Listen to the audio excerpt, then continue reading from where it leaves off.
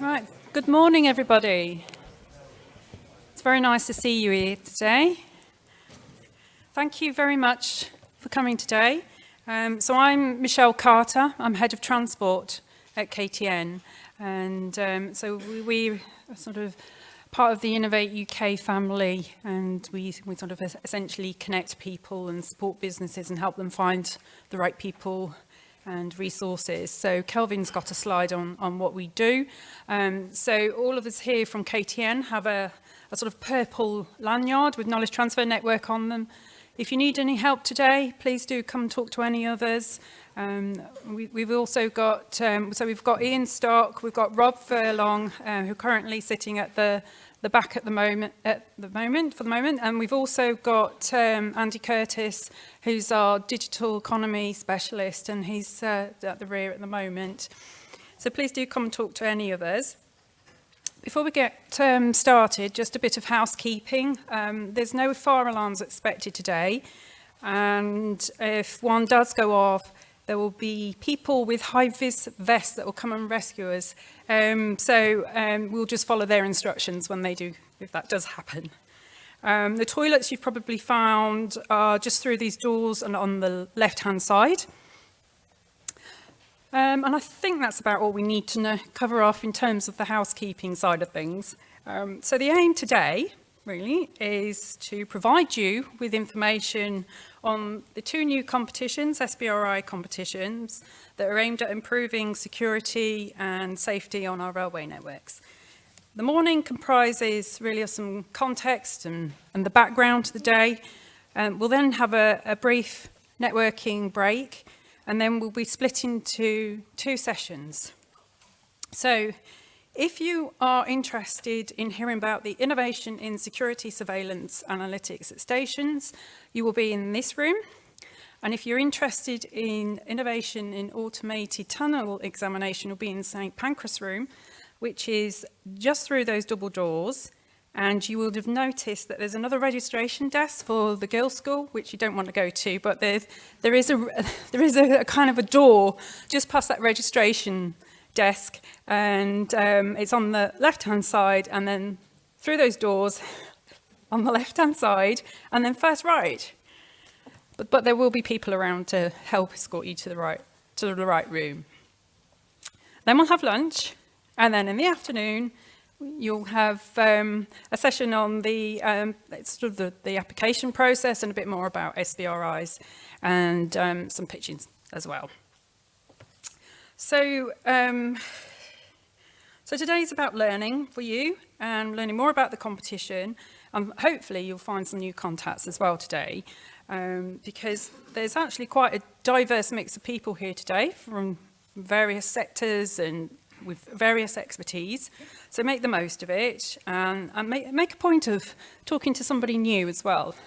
And also make the most of the innovation wall that's just outside in our networking area. So people have submitted some information on what they do and perhaps what they're looking for as well. So it's always a good thing to go and look at. So both sessions for today are being recorded. So if you're in one room but you're interested in the other competition, there will be an opportunity to watch that at a later date, because we'll send you the recordings from today. So we are being recorded, and we are live as well, so welcome to our viewers that are online as well. So the first thing that's going to happen now, I'm just going to hand over to Kelvin, Davies and Janine Fountain. So I'm just going to introduce them onto the stage, and they will take you through a bit of background to Innovate UK and Network Rail, and then giving a bit more background to the Network Rail challenges as well. So Janine, Kelvin, would you like to on the stage? Thank you. Feel free to make a note of the Wi-Fi as well, because that will be quite useful towards the end of the day. Well, thank you, Kelvin. Oh, sorry. Thank you. Good morning all. As Michelle says, thank you very much for making the effort to attend this briefing. Thanks also to those watching online. As Michelle says, my name's Kelvin Davies from Innovate UK. My job title there is Innovation Lead for Rail. So within the rail team, there's two or three of us, and we look after all matters relating to rail. And this is a very exciting day for us. To be able to launch a competition with Network Rail is novel, it's new, it's the first one that we've done on this scale with Network Rail. And the reason that's exciting is, of course, Network Rail have a number of challenges to improve the railways, and we're very pleased for Innovate UK to be able to help with developing innovation through the SBRI process that we've developed for many years. So all I'm going to do is give a quick introduction to Innovate UK. We see a lot of new faces here today. So those of you who haven't worked with us before, we'd like to tell you a little bit about Innovate UK. Then Janine and Hugh will provide a bit of input into Network Rail and the challenges of the competition. So Innovate UK, our job, we are a non-departmental government body. We drive innovation by funding innovators to do what they're best at, which is innovating. And we also do connections. So as Michelle says, funding and connect is our strapline. We like to bring people together with the promise of funding in the hope that they'll collaborate together and create something that wouldn't have otherwise have been created. So new things with new groups of individuals. Our summary in a slide, many of you may have seen this before. Innovate UK is 12 years old this year. We've existed since 2007. Since our inception, in those days we were the Technology Strategy Board, we've invested 2.5 billion of government funds. With match funding, the total comes up to 4.3 billion, and we've returned 18 billion to the economy.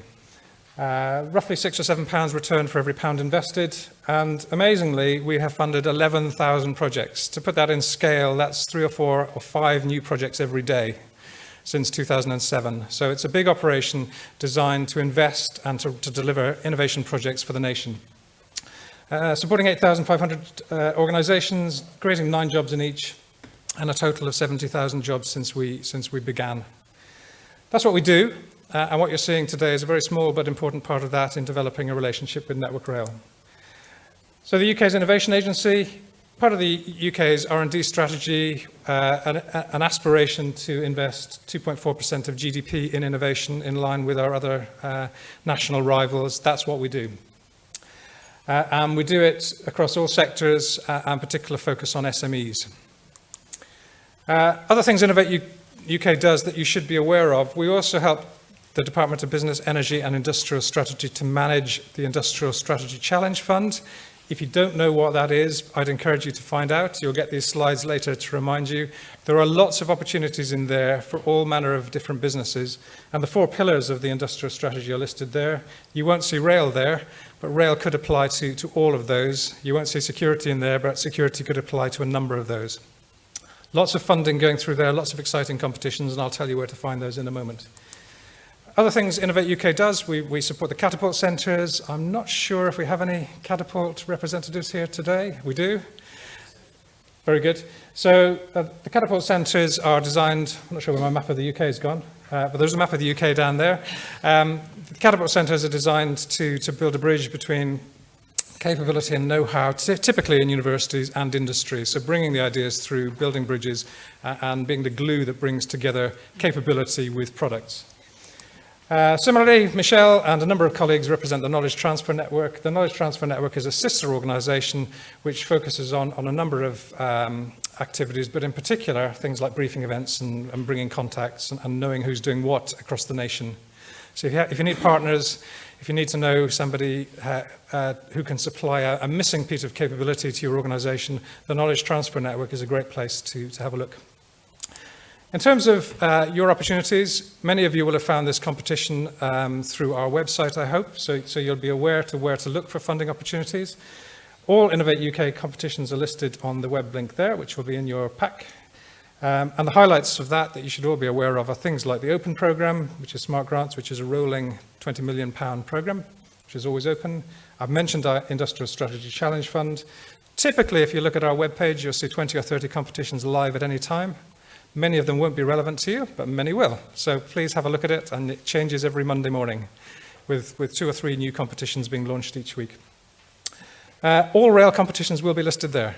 Many of you will have found the 2 rail competitions we're launching today through that, and all rail competitions will be there. So that's the place to look, and a bit of time invested in looking at that will pay dividends. As well as rail competitions on behalf of our colleagues from Network Rail, other competitions may be equally relevant, and cross-sector activities are welcomed. So the summary, I won't go through that. The summary of how to keep informed is to look at those web pages and to subscribe to the Knowledge Transfer Network for updates. So here we are today. So we've been working hard behind the scenes with our colleagues from Network Rail for the best part of a year to get us here today. So it's a big moment for us to be sitting alongside our colleagues from Network Rail. Network Rail, of course, hopefully most of you know, is an arm's length government body delivering the nation's national railway infrastructure. And the partnership that we've seen developed partners with Innovate UK, which is a non-departmental government body. So you're seeing two parts of government essentially collaborating together to help Network Rail to solve the nation's railway challenges. So very exciting for us, and I'm going to hand over to Janine and Hugh to tell you a little bit about Network Rail's challenges and really the nuts and bolts that forms the basis of this competition. Very good. Thank you very much, Kelvin. As Kelvin just explained, Network Rail is an arm's length company. I think everybody in the room will have heard of Network Rail through various media. But just to put it in context, we own and operate 22,000 miles of track, which is the UK's mainline rail network.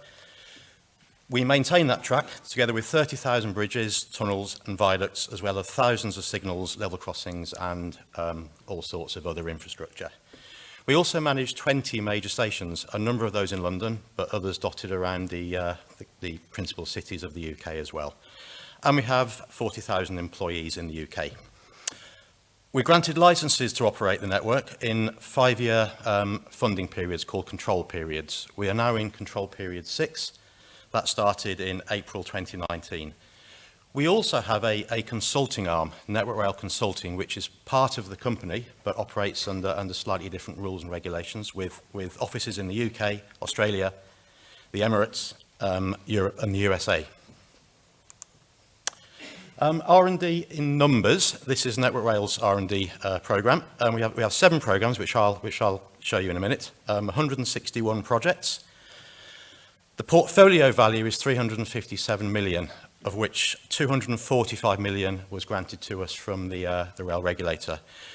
We're also challenged to find 112 million pounds in match funding from other areas of the industry. We have a delivery team of 22 people, 2 of us on stage here today, hundreds of delivery partners, and a horizon for the portfolio of 20 years. The technologies that the R&D team are focusing on are robotics. What can we do on the railway to replace the sort of heavy lifting and the manual work that we've become accustomed to over many years? Materials, what better materials are out there to give us longevity and fitness for purpose? Data, we're presented with masses of data as an industry. How do we make better use of that data? How do we treat data as an asset in itself? And a big one that's emerging really is energy. We have a huge decarbonisation challenge in the rail industry. So a big focus is on how we tap into and harness renewables and actually how we perhaps convert some of our cuttings and embankments into solar farms and tap into that. We also have Rail Innovation Development Centres, RIDCs. They're essentially bits of railway that were formerly on the main operational network that we've got that we can play about with. We've got 2 centres. We've got one at Tuxford and one at Melton, both up in the East Midlands. And these are centres that allow Network Rail, colleagues from industry, train operators, train builders to come onto a real railway and sort of play around, if you like, off the beaten track. We have all sorts of facilities. We have tunnels, we have electrification structures, we have everything to enable people to come in and work on that. As I said, we have 7 programs, and you may or may not see the pictures up there, but this is the team. You'll see my face twice on there. I look after 2 programs, safety, security and operations, of which surveillance analytics forms a part. I also look after our reliable and sustainable power program, which the decarbonisation strategy is a big part of that. We have track maintenance and plant, future communications and train control, that's signalling in railway parlance. The Shift to Rail programme, I didn't touch upon that, but that's a European-funded programme of which Network Rail is a part member. And Civils and Sustainability, and I'll introduce Janine very, very shortly. In fact, I'll introduce Janine now. Thank you very much. Thank you. So having heard all about the size of our portfolio, so the R&D portfolio with a value of £357 million, I'm sure you're wondering how you can engage with us. We have a lot of projects that we're planning to deliver over the 5-year control period, and there's a lot of opportunity for suppliers, big and small, to get involved. So I'm just going to take you through some of the available routes that we've got and prepared for you. So hopefully a number of you will be familiar with the Network Rail challenge statements. So these are statements that have been prepared by typically engineers or technical people within our organisation that have articulated problems that we have that we're struggling to solve and the reasons for that. They also tend to articulate where we think the solutions lie and the kind of solutions that we need. These are all readily available on the external Network Rail website. If you Google, very simply, Network Rail challenge statements, it's the first hit that you get. But otherwise you will be kind of digging through links on our website, and the link is written there on the slide. But effectively it comes up with a number of challenge statements, and I think there's around about 60 now that are on there for the areas that we will need supply assistance to solve our challenges in. And effectively you come up with the title of the challenge statement, and it looks like not very much, but I assure you, if you click on the plus underneath the section that you're interested in and click on the title, it opens up. So there's lots of information on there. And effectively, off the back of looking at those challenges, you can submit in what we call an expressions of interest, and you can tell us what your organisation does, how you think you might be able to help us solve those challenges. And we can get back to you if we've got interest from the technical team that put up the challenge statement, so that we can start our conversations with you. We also have a number of different procurement methods. So these are well-established methods within Network Rail.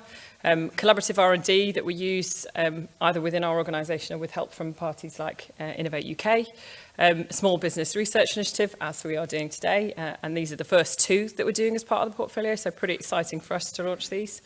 Innovation partnerships, which typically we've been standing up through the Connected Places Catapult. And obviously single tender actions we have used where we've done some work perhaps previously, or we can only find one organisation in the market that can do some of the work for us at this time. But we are also looking at more agile approaches to doing R&D. And on the slide that Hugh popped up, there was a small box around agile innovation. Now that team is brand new. We are conscious that Network Rail as an organisation are a very big organisation. Sometimes it can get quite difficult for small and medium enterprises to engage with us. And as such, the agile approach is trying to look at addressing that. One of the things we're looking to do to address it is to set up an innovation factory. And that innovation factory is being set up again with Connected Places Catapult. So you should find more information from them soon, but it's a work in progress at the moment. The idea is that we get more challenges directly from our routes. You'll know that Network Rail is arranged around regions and routes, and those are the people that run the railway day to day, maintain the railway day and night, and they are going to be providing specific, more urgent challenges to us rather than the longer term R&D that we've been traditionally doing, to make sure that we can use the small and medium enterprises to respond more quickly to address those challenges through the innovation factory. So watch this space. I've mentioned our routes, so we are arranged around regions with routes sitting underneath those, and we spend a lot of time within our governance engaging with people within the routes to try and make sure that challenges that we think are real in the centre are genuine challenges that the routes would prioritise at this time. So those of you that have existing relationships with parts of the business that are out on the routes, please continue to go through those. They're definitely connected with us through our governance. We use them in terms of representation on our boards, so that we've got directors of route asset management we've had, and heads of maintenance, heads of ops delivery, things like that sit on our governance and talk through the projects with us as we develop them or decide to fund them. So definitely connected up. We also have an annual strategic business plan. So hopefully the document there you have seen. It's publicly available, A Better Railway for a Better Britain. That talks about our strategic vision, our strategic aims within one document that we've published for the control period, so that is accessible to you externally. We also do a lot of work through partners. So I've mentioned Connected Places Catapult. Clearly we're here working with Innovate UK today. We've also done events with RIA, the Rail Alliance. We do work with the Infrastructure Commission, National Infrastructure Commission. There's some collaborative R&D that we do with RSSB. Highways England are working on a number of projects with us now. So all of the partners on that website, MTC, Ukraine, they're all people that you can engage with as well in order to get through to do some work with Network Rail as an option. ProRail have actually signed a memorandum of understanding with us to commit to do collaborative R&D as well. For those of you who don't know, ProRail are the Dutch railways, so there's another connection out there into Europe.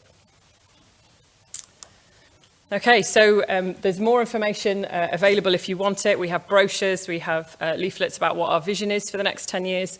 We can make sure that those are available and sent out to you. And I apologise, I should have forethought and brought some today, but we can certainly get some to you if you send a request to our inbox. We can get those out. So now on to the challenges for today. Automated tunnel examinations is one of the challenges in my area. It aligns to the Civils and Sustainability R&D programme that I manage. And effectively it's stood up on behalf of my sponsor, and the sponsor in this case is David Castello.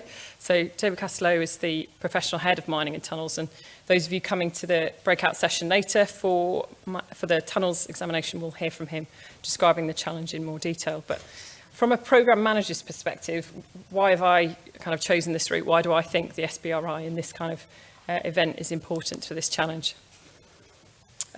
So the problem that we have is that we rely very much on what many people would call a Mark 1 eyeball in order to do our inspections. But in addition to that, for automated tunnel examinations problem, the way we do examinations at the moment, we also rely on a Mark 1 ear. So effectively, the way we do our inspections at the moment is very archaic. It's been done that way for decades, if not hundreds of years, and we really need to move into the modern age to try and reduce the risk to some of our people exposed to them doing the work on the railway at night in dark and dangerous environments. We need to move away from relying on a small number of individuals who can do this activity and putting more emphasis on the technology to support them. Things like it takes a long time to undertake the inspections because of the amount of skill and time required for them to make sure it's done properly. And we want to make our methods more efficient by speeding up that process. But also the risk, like I said, to the workers that you have from presenting the inspections in those ways, dark, long tunnels. And you might have to go out several weekends in a row to inspect one tunnel because of its length. And finally, the other part of the problem is this subsurface element. So I mentioned the Mark 1 ear. Effectively, we tap our tunnels to understand whether we can hear a void behind. We need to do that in a much more scientific way. It's fairly reliable given the skilled people that we have within our organisation, but we can't continue in that way, and we want to do something more to understand not just the surface but the subsurface. But that's the kind of outlining of the problem. David will obviously give us a lot more when it comes to his presentation. So what's our vision? I've mentioned some of it, but effectively it's the usual stuff. It's repeatable, reproducible, precise, less time-consuming inspections. So, you know, many industries, many parts of our own organisation would recognise that. We want to be able to recognise the defects that we identify in the tunnels, but also we want to see when there are deteriorations over time, even when they are very small. So that means that precision becomes really important in terms of repeatability and being able to detect those changes. But the key part of the problem for me is about integration. There are a lot of things going into this. There's the recognition of the location in the tunnel, there's the identification of the crack, there's the reconciliation with perhaps a void subsurface, and pulling that all together into one solution that helps us to understand the level of risk associated with whatever we've detected and the likely path of deterioration.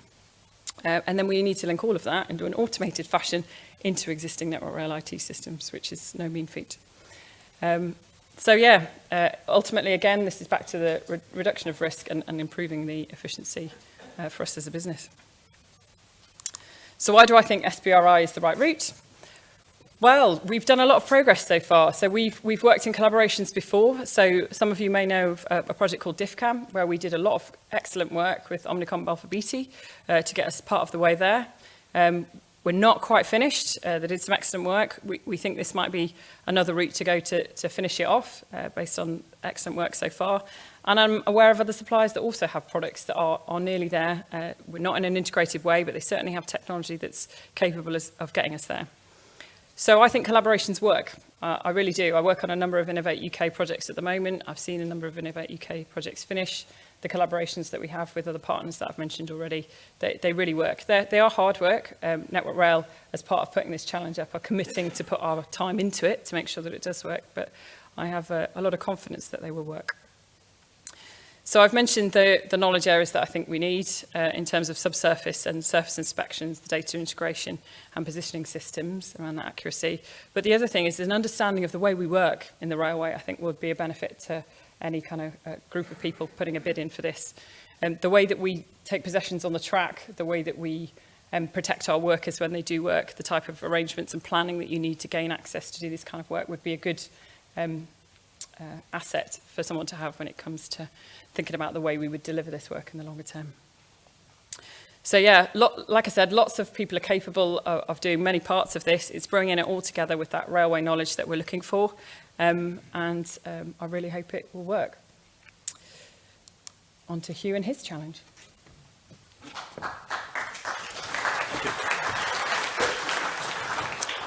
Thank you very much. Security surveillance analytics. Our head of security governance, Wayne Watson, will present this far more eloquently than I am at the moment when he has his pitch later on this morning. The problem we have is, as I said, Network Rail has a lot of managed stations where crowds of people go through day after day. It's an unfortunate fact of life that there is unusual and suspect behaviour that takes place on our infrastructure and on our stations. We've got mountains of CCTV equipment. We've got walls full of screens that present information to us, but these are difficult to monitor. They don't raise alerts, and they tend to be used retrospectively by the station staff, so they're good at perhaps being used as evidence afterwards, but they're not proactive. So the vision is to generate automatic detection and alert for unusual behaviours. And unusual behaviours could be anything from a group of people congregating somewhere that looks a bit strange, to a bag or something being left in a position for longer than we would like, crowding on a platform, or a mass exodus of people to a certain part of the station, something that indicates something is wrong. By adopting surveillance analytics, we hope that this will reduce emergency response times, both from Network Rail's station managers and staff and the British Transport Police. It will prevent escalation of incidents that could potentially turn nasty, and reduce the impact of incidents when they occur. Janine mentioned the use of SBRI for automated tunnel examination, and I think the same can be said for the approach to security surveillance analytics. It's not a skill set that's within Network Rail's core business. We don't have this expertise, certainly within the company and within the industry as a whole. So welcome to everybody who's come in today, and we really do look forward to seeing what you can offer us. Thank you.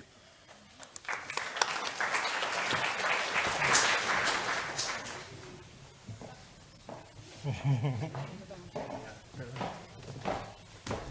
you very much. I was just wondering, are you happy to take perhaps some questions on it? Okay. Yeah. Thank you to Kelvin, thank you to Janine and Hugh on that.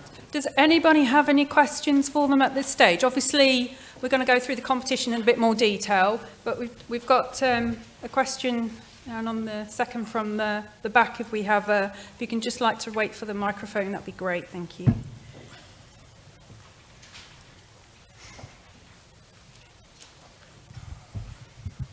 Hi, Michael Foster, i3 Robotics. Are you looking for the complete solution in the bid, or are you happy with a part of a solution? For which challenge? For the tunnels, or actually for either, but... So we're looking for a solution that can be demonstrated. So it needs to be capable of showing the integration that we're looking for. It needs to be done repeatably.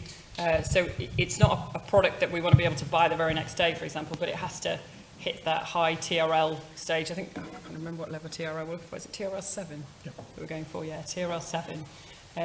So for us, that's Rail Industry Readiness Level 6, for those of you that are familiar with our Rail Industry Readiness Levels framework. So yeah, it has to be a live demonstration in a representative environment that we're after.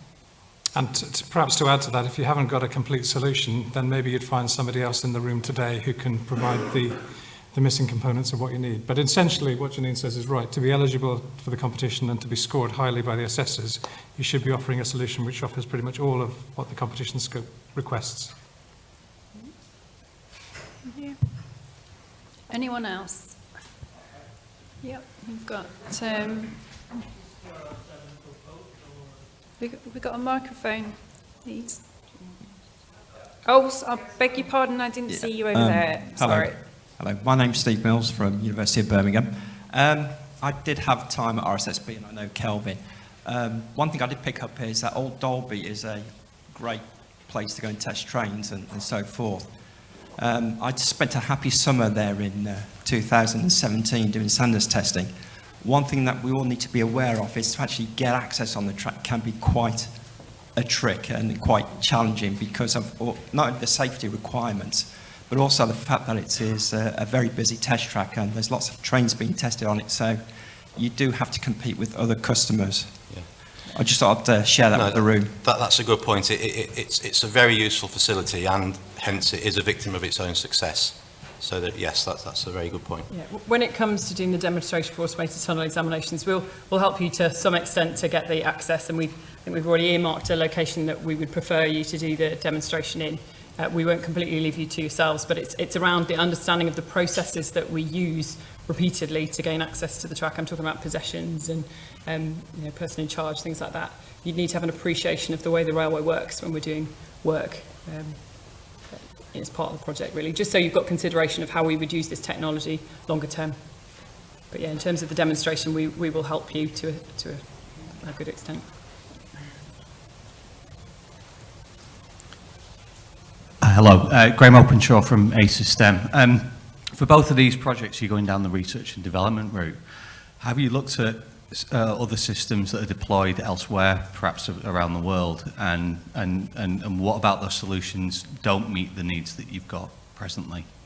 So I'm afraid I don't have the full technical knowledge to be able to answer that question. I do know that we have looked elsewhere, and as it currently stands, based on the view of the people in the lead technically, the solutions available don't meet what we need, and it might be that integration issue, it might be the precision or the repeatability, but for whatever reason we don't believe that there is a solution available off the shelf right now. Yeah, agreed.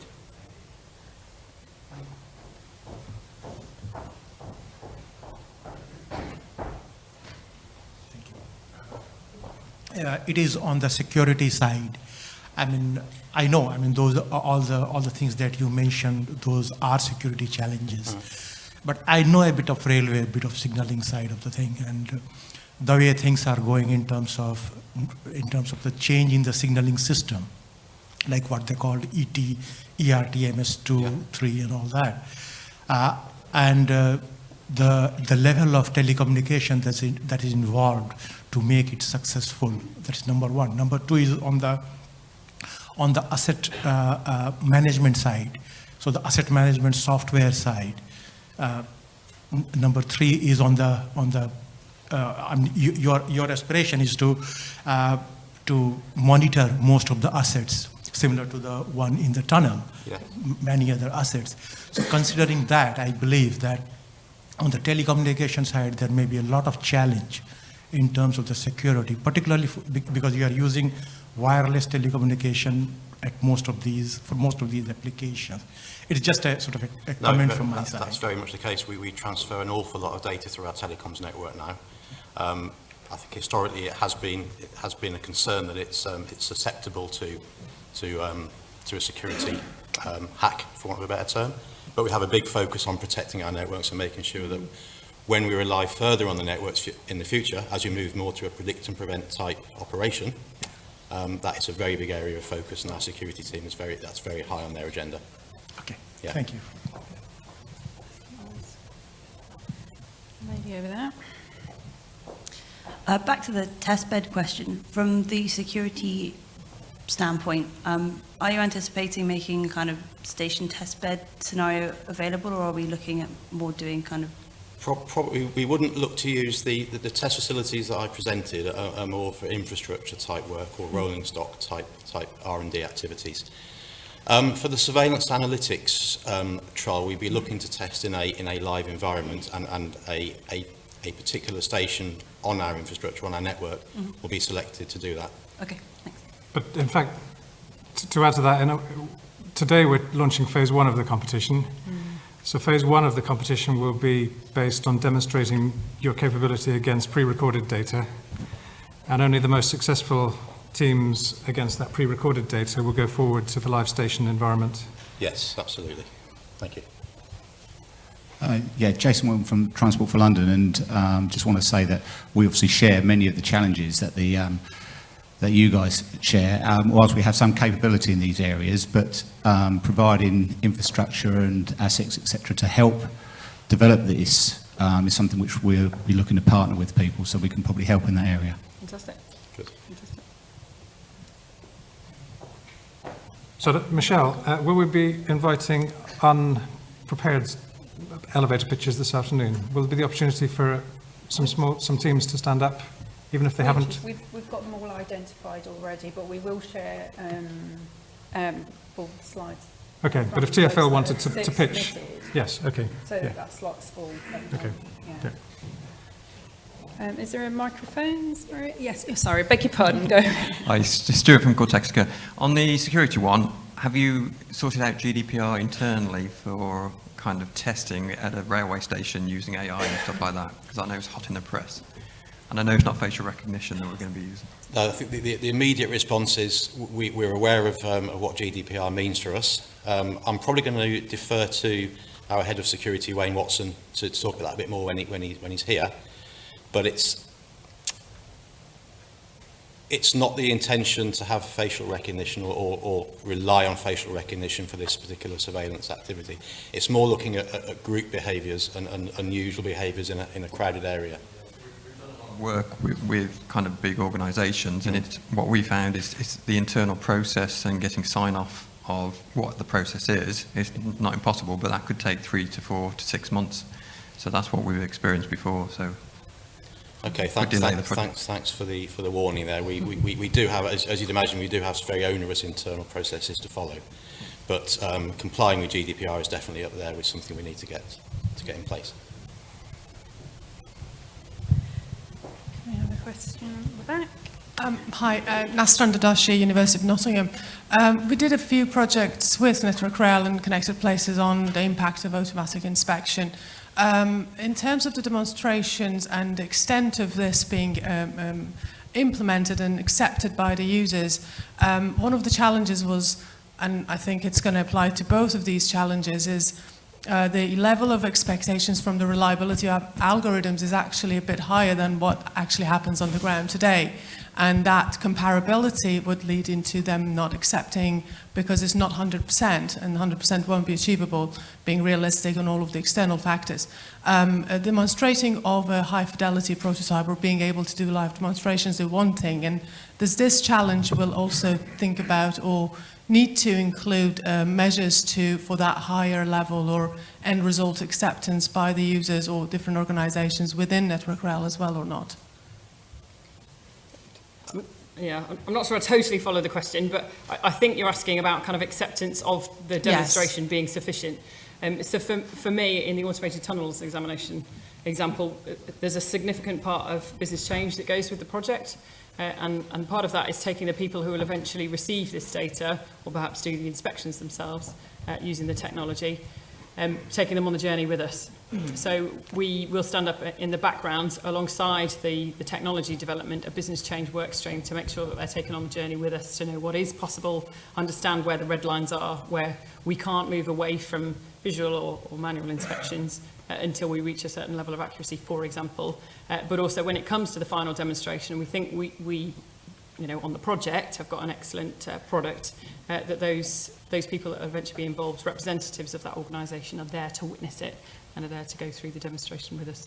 And just to add to that, as part of our R&D stage process through our industry readiness levels, as we mature through towards the higher industry readiness levels, the focus to a certain extent moves away from technology to process. So yes, we prove the technology works. A large chunk of our R&D activity is to actually embed that technology and make sure the process works. And as Janine said, the people are bought into it as well. Yeah, and that in itself is a huge challenge, as you can imagine. It's definitely the demand. Hi, I'd like to just pose one question. On the security competition, just an observation I'd like to make. With the use of analytics, there's actually work been done in Europe that's looking at suicide prevention, and I know it's a bit of a theme around security. So would it be worth expanding the scope of the competition to include that, because it actually uses analytics, because people demonstrate certain sorts of behaviour, so it could potential scope could be included to incorporate that? Yeah, that's a very valid point, and we welcome all contributions. Thank you. So, James, why would we need to expand the scope? So the competition is open to everybody from across Europe. Right. The only requirement is that the demonstration needs to apply to a network rail station, because that's what we're interested in, which is applying the analytics to a network rail station. So if there's a great product out there in Europe that needs a bit of fine-tuning to work in a British environment, that's perfect. We've got an advantage. Probably the scope is wrong, probably maybe the title. It was just a thought that I've just seen technologies that have been applied in Europe that could be translated over, and it fits within the whole security I guess piece. I guess it's about emphasis, though, isn't it? At this point, our major emphasis is around terrorism, and it's around threats of terrorism that we want to detect. Suicide prevention is something we actively progress with a separate programme within Network Rail. There's huge amounts of work going on around preventing suicides on the railway. If the suicidal behaviour is captured as part of this project, then that's fantastic, and I expect, to be honest, that it will be. But realistically, when we've talked to the guys about their challenges, security had to come front and centre for this. Yeah, absolutely. Okay. Thank you. Okay, I've got a question at the back. Christopher Chu from Atkins. I've had a bit of experience in developing AI for tunnel inspections, artificial intelligence. I'm interested in the implementation phase after you have had a successful trial. How does Network Rail actually look at the long-term commitment to the implementation phase in terms of funding and sponsorship? Because going from a TRL7 to a fully implemented system takes a lot of collaboration, and the companies involved have to be committed to it. So I'd just like to understand how you do this. So we have a number of different routes for deployment within Network Rail, depending on what the technology is. So sometimes we define the technology as a national requirement, and we mandate it in standards, for example, and then we're likely to support the rollout with a national programme. So we have a number of programmes within the company that do deployment of technology.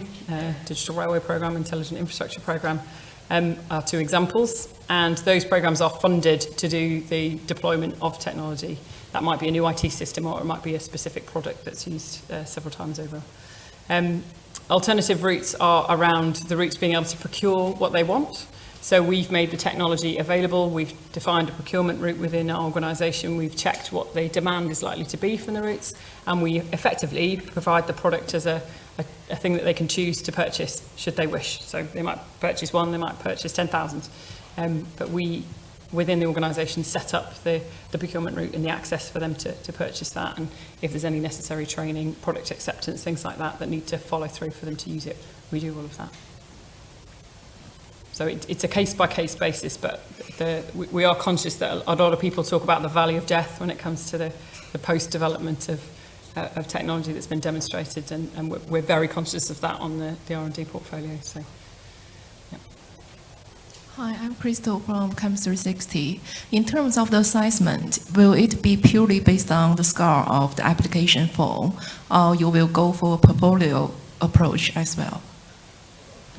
So in terms of the assessment for the assessment, yeah. The assessment of applications will follow a long established and well proven Innovate UK process, which we'll talk about later on today. Yeah. But loosely, each application is assessed by 5 independent assessors, and that will be the score that determines whether the application is... We applied SBRI project once before. We were recommended by the expert. However, we noticed that we were just 3 points lower than the other applications. So you will only choose the top 5, basically, or you will choose more to go to the interview and do demo first before about the contract. I'm happy to talk through any particular cases over coffee, if that would help. Yeah, but I mean, it's a well-established process. There's always a cut-off line where projects above the line get funded and below that they don't get funded. It's often frustrating to us. We always wish we had infinite budget, but we don't, sadly, in the real world. But happy to talk it through. Yeah, thank you. Okay, thank you. We've got one at the front as well. The microphone, if you wouldn't mind waiting for the microphone, that'd be great. Thank you. It's just there. Thank you. It is with regard to the intellectual property. Suppose, I tell you my idea, for example, wireless communication, how to prevent hacking, the particular algorithm to be able to do that. How do you think, or you must have thought about it, as to how the innovators will be able to protect their intellectual property? So with the case for these competitions, in both cases, the suppliers will own the IPR and Network Rail will have a royalty-free license to it in perpetuity with the agreement that we can also sub-license. But that IPR will apply just to the Network Rail or for anyone to... So we have the ability to sub-license, I think is what you're asking. So the IP rests with Network Rail. Yeah. Okay. Thank you. Okay, that's great. I think we'll leave it there with the questions for the moment because there'll be plenty of opportunities to ask questions during the parallel sessions. We're just going to let you go for a bit of a break before we start the actual parallel sessions. So just a reminder that if you're interested in security surveillance, you're in here. And if you're interested in tunnels, well, good for you. Sorry. You're interested in tunnels in the St. Pancras room. So we'll let you have a bit of a refresh and we'll see you at 11:20.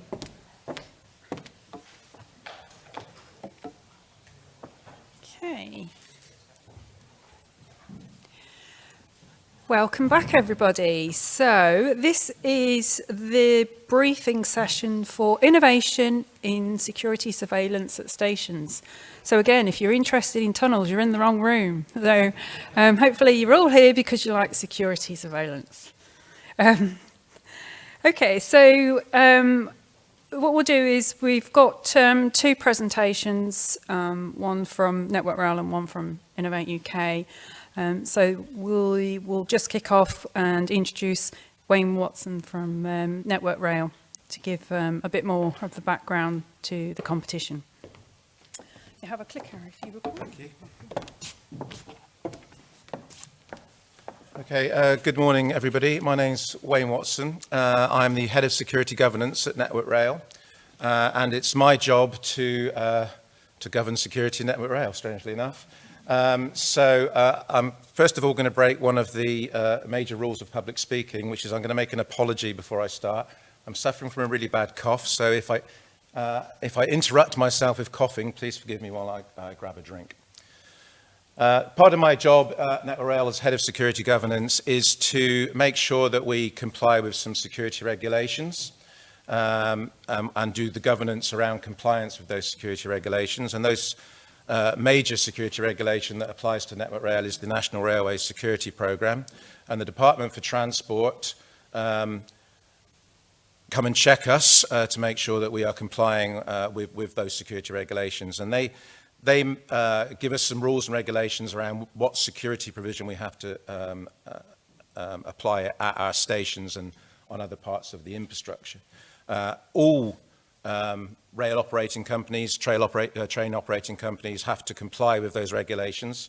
But obviously, as the facilities manager of 23 of the largest stations in the UK, we sort of have the biggest station operations.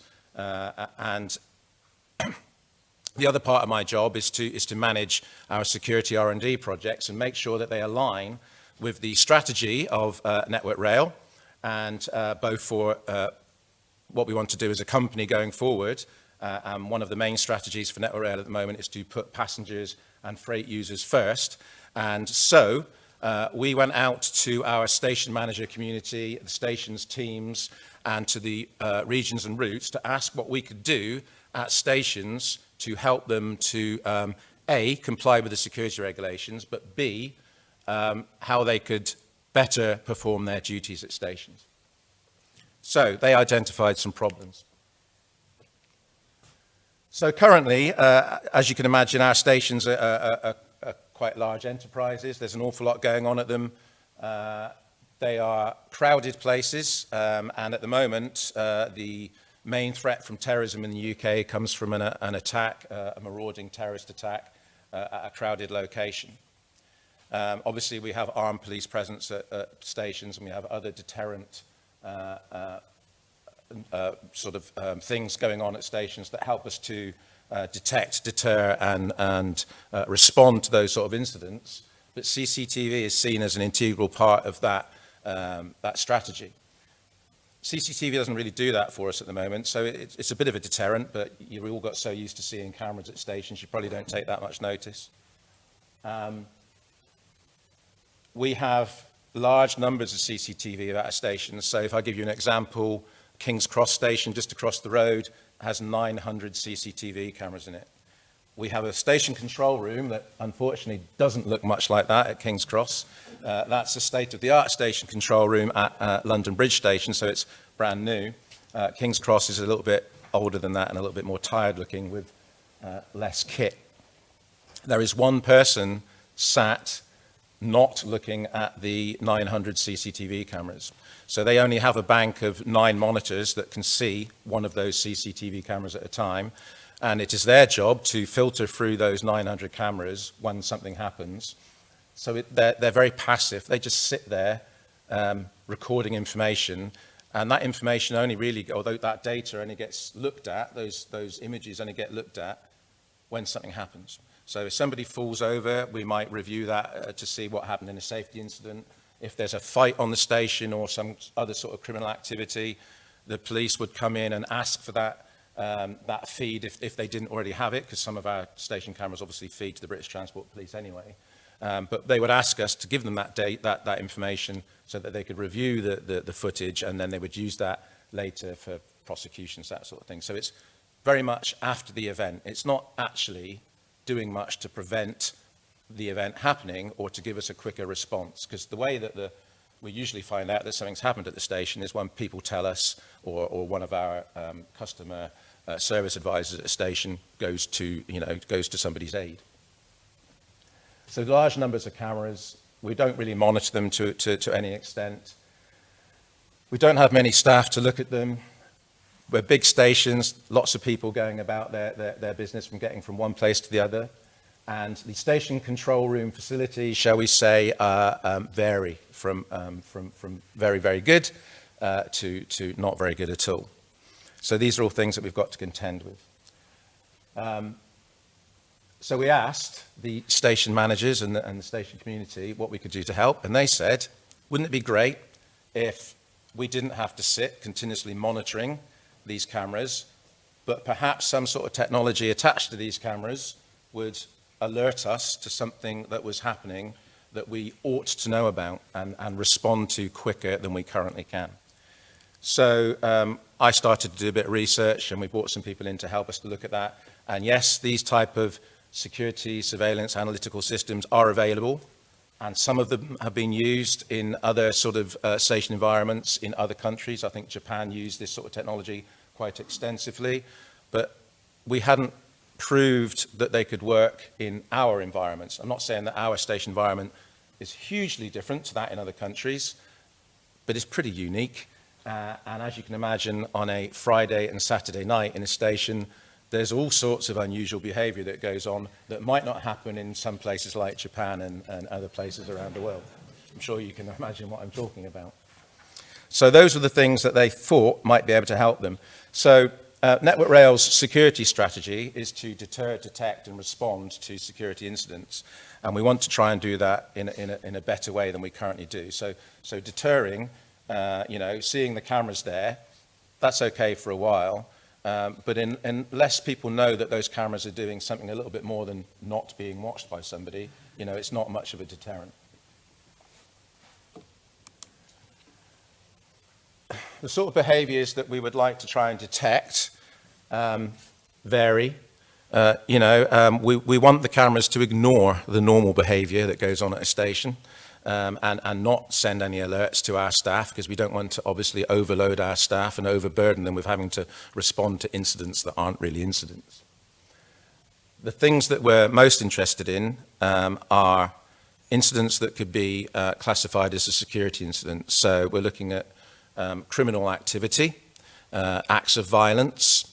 Obviously, the major thing that we're looking to prevent here, because we want to protect our passengers, it's all about getting our passengers feeling secure when they're in our station environments and being able to get on that train and get to where they're going in a safe and secure environment. We want to protect them as they travel through the station. We want to protect our staff as they work in the station. We don't want them to be victims of assault. And just to give you some idea, Network Rail manages all the major London stations. Our assault on staff statistics are horrifying. So over the last 5 years, there have been 850 assaults against staff. The only people that come higher up the list than us for assaults on staff are those poor people that work in underground stations for TfL. So Network Rail and TfL top the list of the amount of assaults that happen against our staff. And obviously that's because, you know, most of our major stations are in London. So we want to help to try and protect our staff as well. So you might not be able to prevent an assault, but you could spot someone becoming aggressive. And that might alert the person in the control room that something is about to happen, either to a member of the public or one of our staff, and we might just be able to get him a little bit of assistance, him or her, a bit of assistance, quicker than we would if nobody was paying any attention or monitoring the passive cameras. The pictures that you can see there are quite self-explanatory. We've got some guy there that's just pushed somebody off the edge of a platform and is now about to throw something at him. This person here stood in the middle is about to throw acid in the face of somebody sitting on a bench at a station waiting for a train. And you can quite obviously see what's happening here. Someone is just being shoved onto the track. Now, that obviously doesn't happen every day, but that's the sort of thing we're looking to prevent. The other things we're looking to prevent might just be somebody slips on the escalator. It might just be, someone is carrying something that could be a weapon.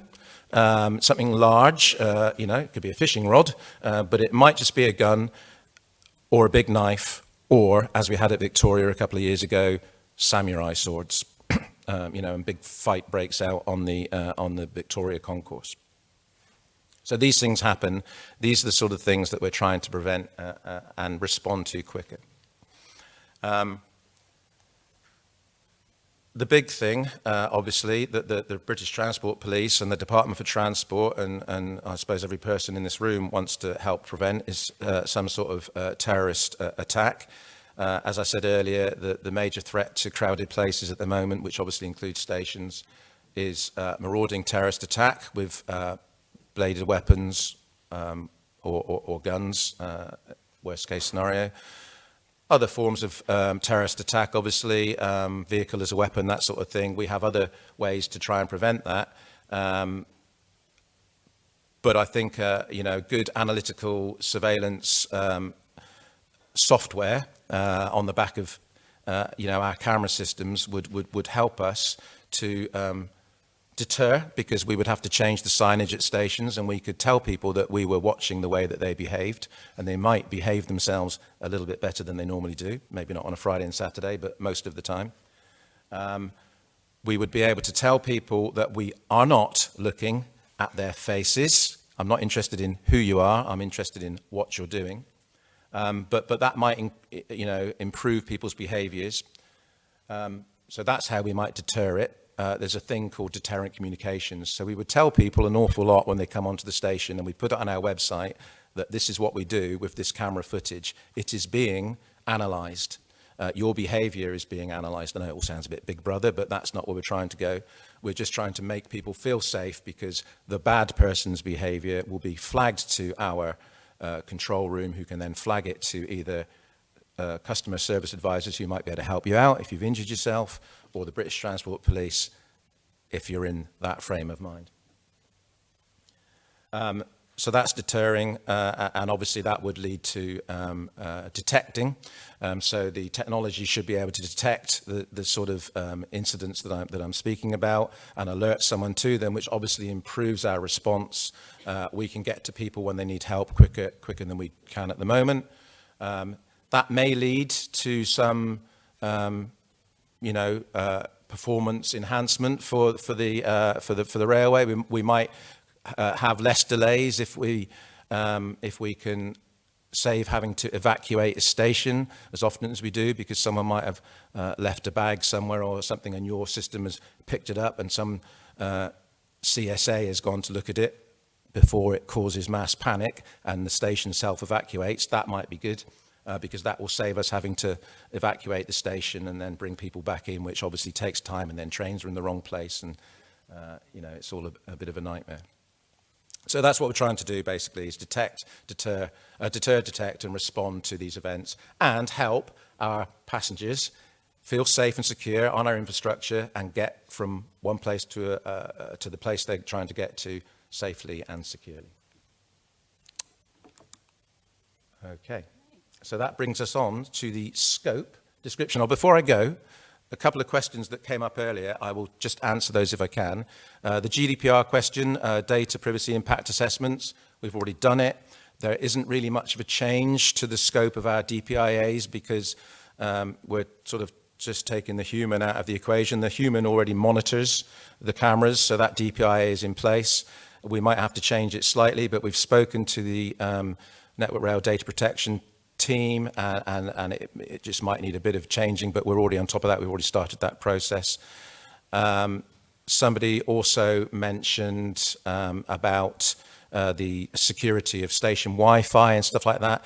The thing that we're talking about here is a wired network within stations. Most of our camera networks are hardwired. The system itself we want within the station. We don't really want it cloud-based, although that is an option as long as you can prove to me that it's a secure option. Someone was also mentioning about the speed of our network. All of our stations are being equipped at the moment with our new MPLS IP network, which can run at 5 terabytes a second. If you've got a problem with that speed, you want to try mine at home.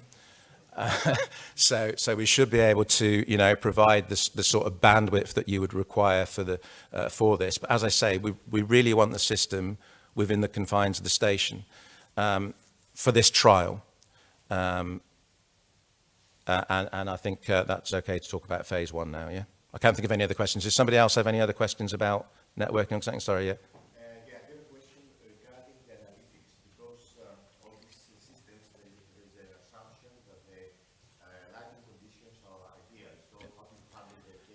Yeah, okay, so we're going to provide you with the camera. The cameras already are there, and we've put specs out about the cameras that we've got in our stations. The lighting in our stations, the ones that we're thinking about for the trial, excuse me, I knew it was going to happen, varies. So we're not asking you to put your technology on 900 cameras straight away. We'll identify the cameras that we think are in the most strategically important place on the station where most of the unusual behavior happens, which obviously is usually the concourse. Concourse is usually fairly well lit. The platforms are usually fairly well lit for safety reasons. Obviously, we don't want people to slip and trip and fall. So we think the lighting level should be pretty good, but obviously you're the experts and you may be able to tell us differently than that. The lighting within the stations, I think, the one that we're looking at anyway for the trial is pretty good. It's pretty modern and should be sufficient. But I get what you're saying. Yeah, not for all of our stations maybe, but for that one. I think we want to move on to the next bit now, and I'll take some questions later on if that's okay. Would you like to take a seat, and then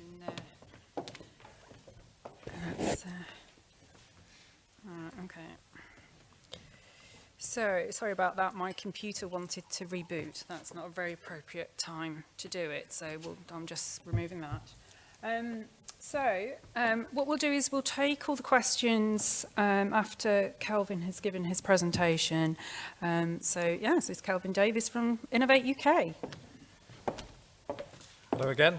Thanks for your time. Before I start, you've already met me, but there's some important people in the room you haven't met yet. So we have a number of colleagues from Network Rail who are sitting in the front row, who've had an integral part into helping to develop this competition.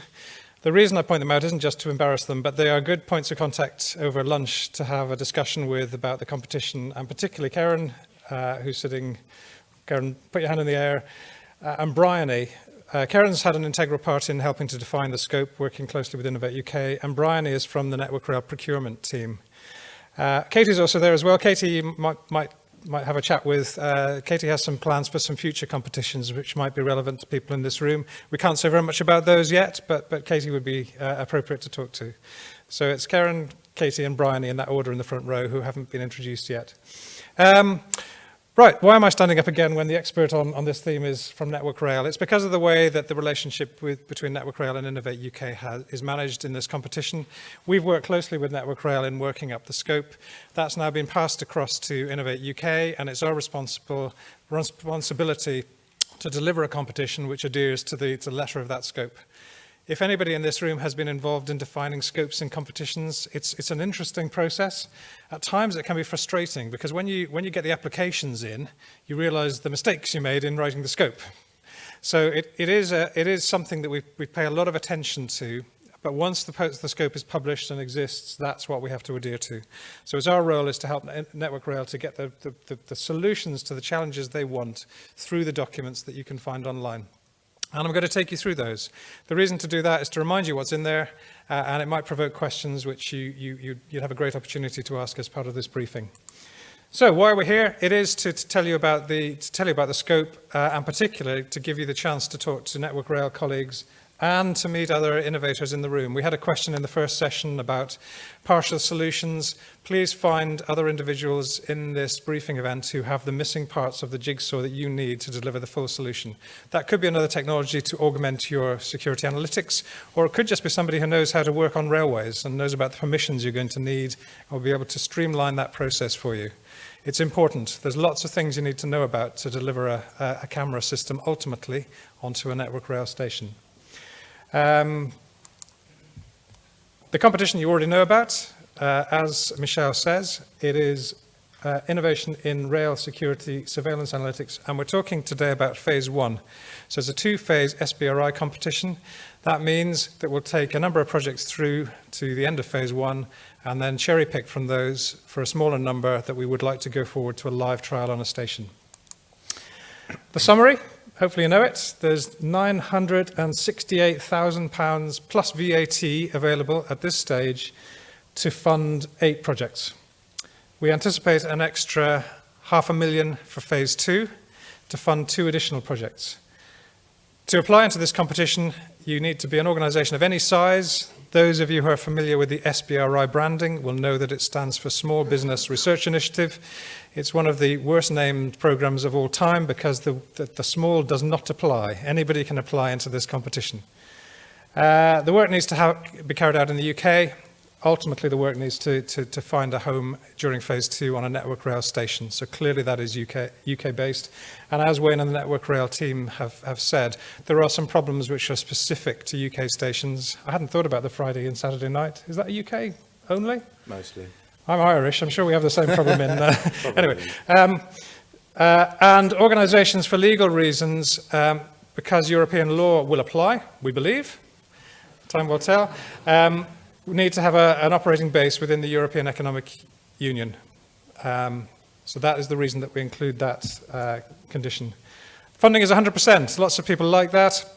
The reason it's 100% is it's not collaborative R&D. It's not matched funded.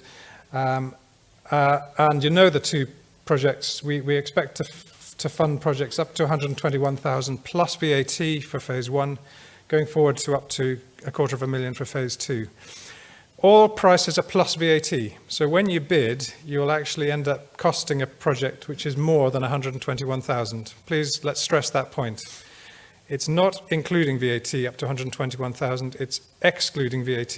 So the application that comes into Innovate UK will be higher than the figures you see on this screen. Phase 1, 3-month project duration, and you know what it's about. Wayne's explained. It's development and demonstration of new security analytics for railway stations, in the case of Phase 1 using pre-recorded data. The objectives, we've heard about them already, is to prove if these systems will work usefully within a railway station in the UK. And critically, at the bottom bullet point, to create a detailed report on the findings, which will provide an initial business case. That will be at the end of Phase 2. In Phase 1, as I've already mentioned, the teams will flex their muscles, if you like, using pre-recorded data. We discussed this long and hard. We thought maybe they could go to a station, but in a way, pre-recorded data is equivalent to being in the station. So we thought to whittle away and to refine our thinking about which team should go forward to Phase 2, pre-recorded data is a good place to go. And then for Phase 2 projects, you'll have the fun and the luxury of a lengthy trial within a station to really refine the system, to make it really work as Network Rail require, and to ultimately, hopefully, provide commercially a system which meets the Network Rail's requirements. For this application, you should give guidance as to your costs and your plans for both phases. That's what the project program will look like. So what you will see is 8 projects funded in Phase 1 on the left-hand side, running for 3 months. After that, there's going to be a demonstration phase using 2 days of pre-recorded data, which we will tell you more about in a moment. And as a result of that, 2 projects will go forward for the full 1-year trial in a station. So that's roughly the plan. We'd be expecting projects to kick off in March. They would finish in May, end of May. We then spend a month or slightly more assessing those deliverables, going forward for kick-off again for Phase 2 in July, running through until the 30th of June 2021. Lead organisation, so who can apply? The lead organisation can be an organisation of any size. We've already mentioned where the work needs to be carried out in the UK. If you haven't got all the capability you require, according to the SBRI process, you need to let subcontracts to organisations to fill in the gaps in your capability. So the contract is with a lead organisation, subcontractors can augment the skill set of that lead organisation. The objectives, as you know, is to provide, you'll find this information in the competition documents. Many of you will have already seen it, so I won't labour the point. But there are a number of requirements that the system should be designed to deliver to Network Rail. So taking video feeds direct, in real time, through external media, internet protocol camera feeds, not analog. The alerts is interesting. So the alerts, although we've focused on security type issues, there are also the opportunity to provide alerts for a range of more benign behaviors than all-out threats to life and limb, which is a great opportunity to tune a number of these. So alerts for loitering, undesirable behaviours and incidents, crowd density, interesting. Crowding trend analysis for security, so people flows and the way people are moving around the station as an indicator of what's going on elsewhere.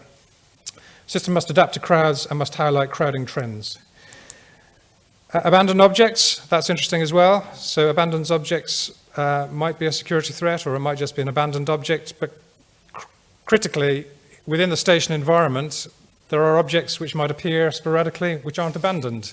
Maintenance work, I can think of vehicles that might trundle around the stations, might occasionally be left in locations. So there's a number of requirements that the technology must be able to cater for within this list. And please review the list online and in the competition documents. Station changes, when we've mentioned lighting changes as well, that was a question that was asked over coffee, I think, and earlier on today. So it needs to be able to cope with shadows, I guess, with the sun slewing around, with the difference between night and day, station lighting being switched on. So it's quite an interesting dynamic environment to work 24/7 within this environment.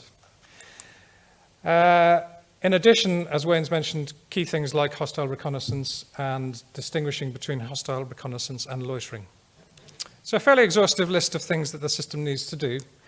At the same time, there are some things that are not priorities. They're not necessarily out of scope, but they're not priorities for this system, and it will gain no assessment points for addressing these.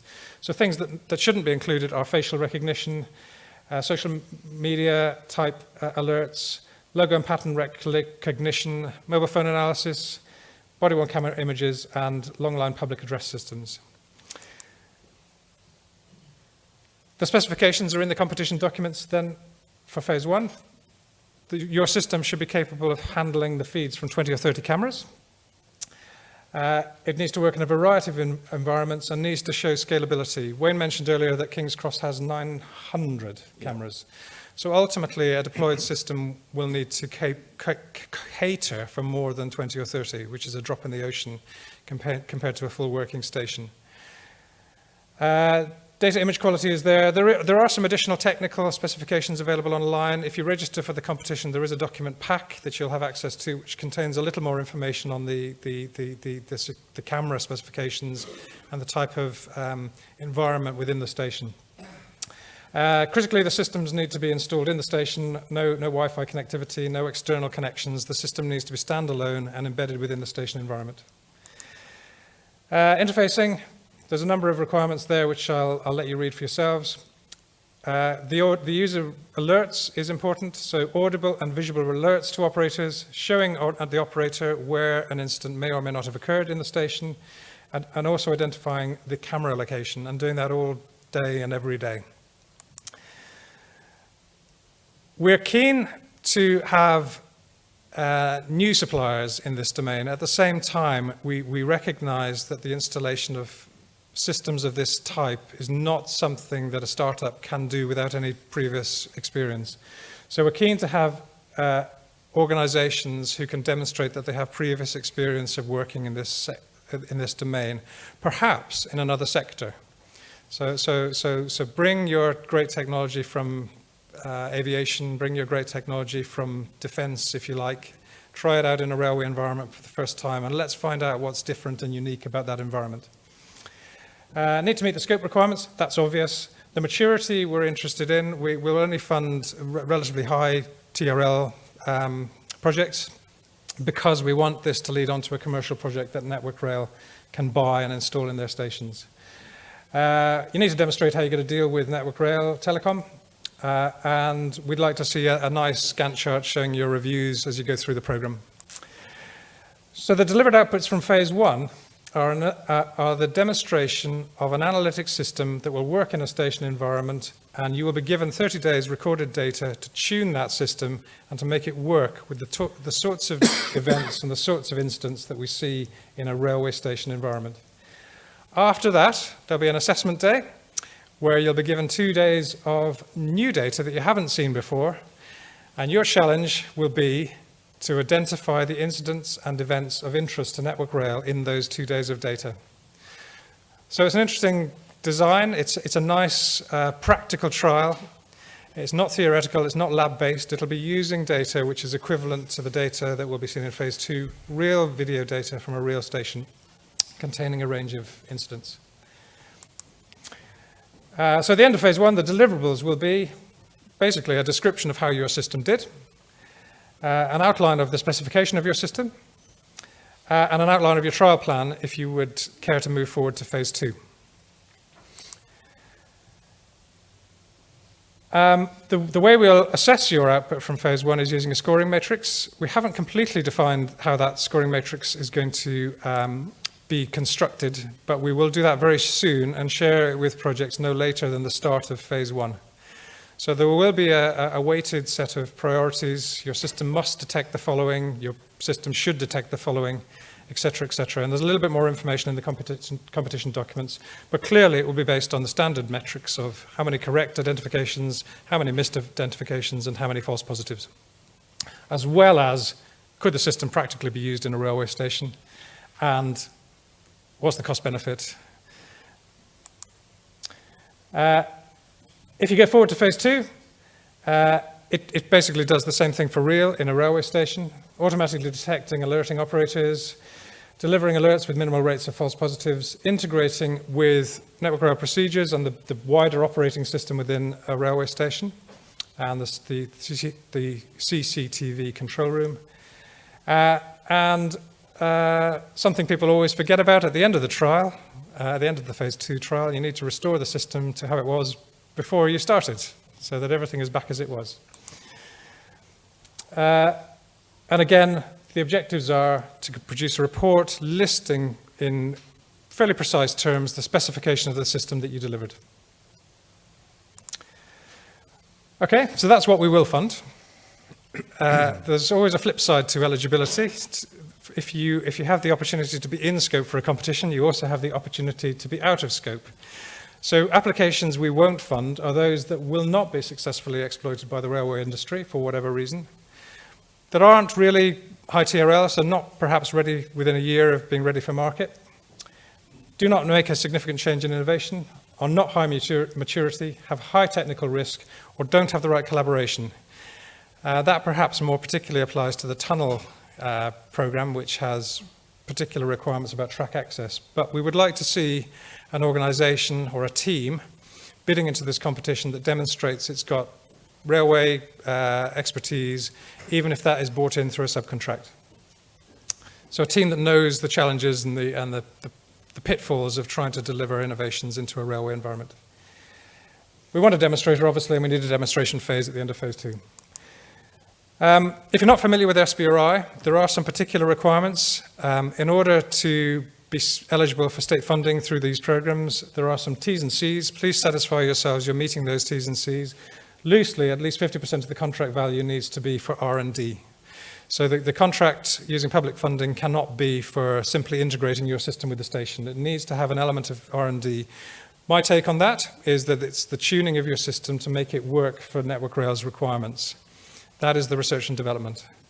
But it's up to you. You can satisfy that requirement in any way that you see is fit. For phase 1, there will be some support available from Network Rail. When I don't know how much time your teams have available, but clearly Network Rail have a vested interest in this project. You'll never have a better opportunity to work with Network Rail in fine-tuning a system to their requirements. In order to proceed, because there are some considerations about IP and GDPR, all teams will have to sign an NDA with Network Rail in order to begin work on phase 1. And Karen O'Brien can provide more information on that if required.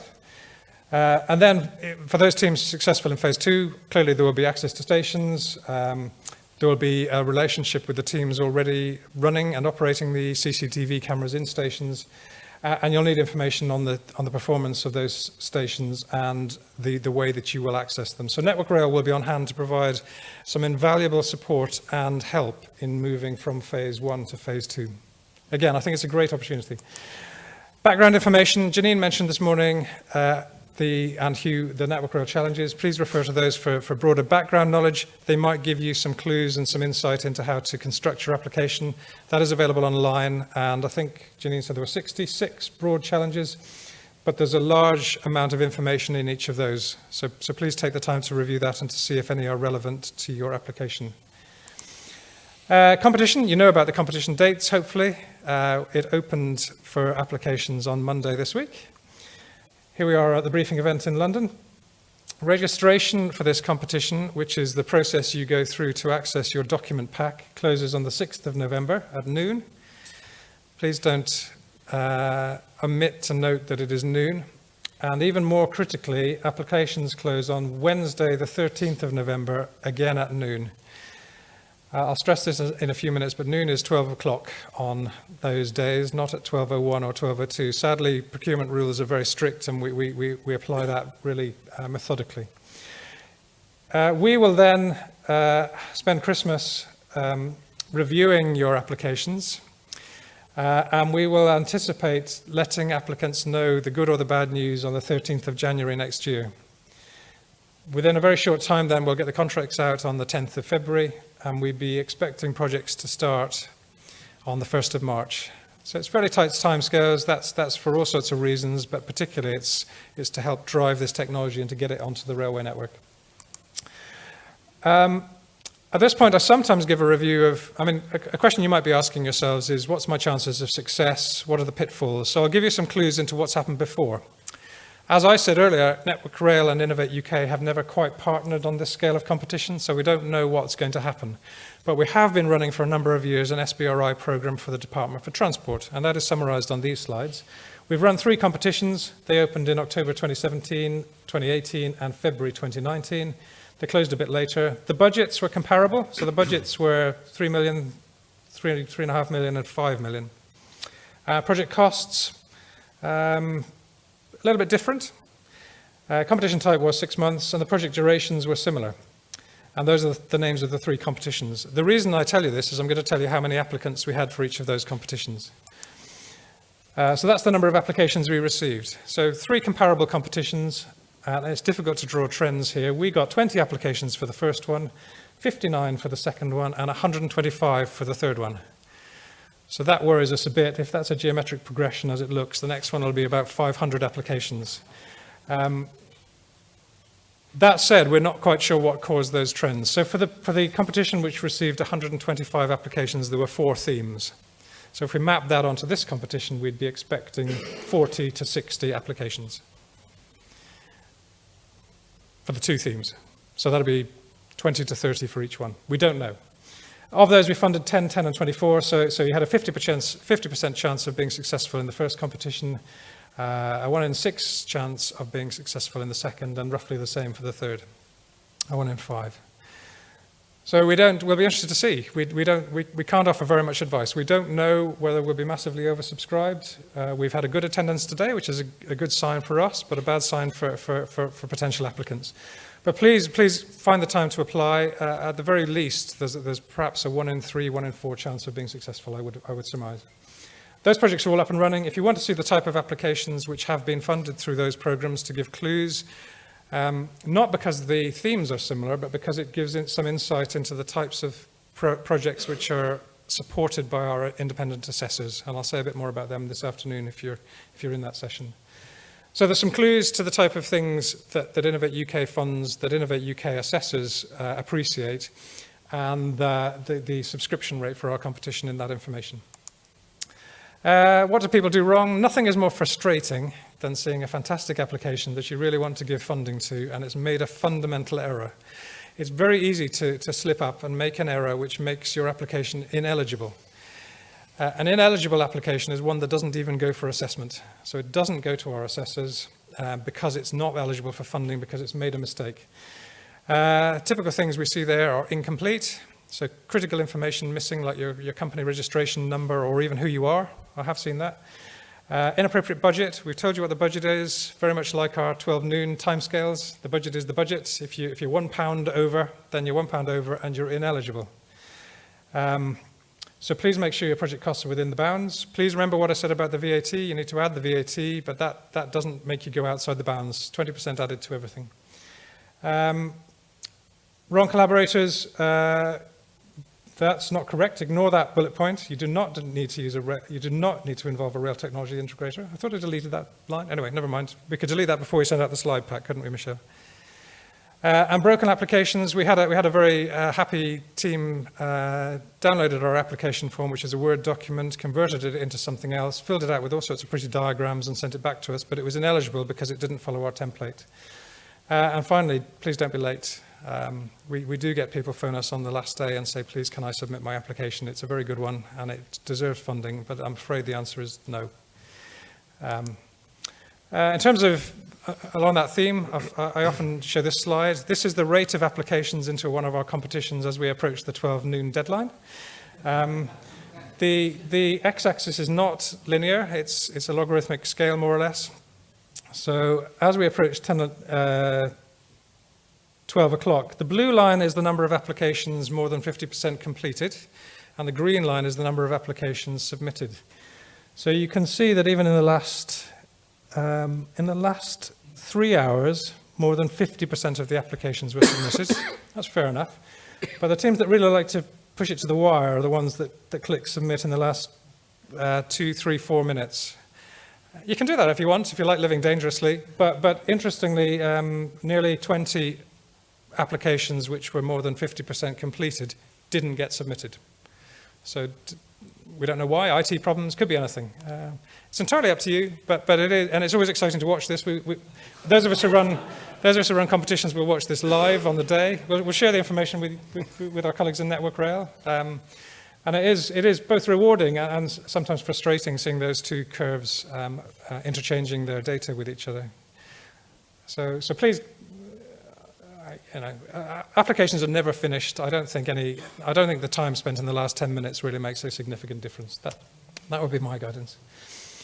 There's no exceptions. If the Innovate UK internet and AIT goes down, we will extend the deadline, but there's no other opportunity to extend the deadline of the competition.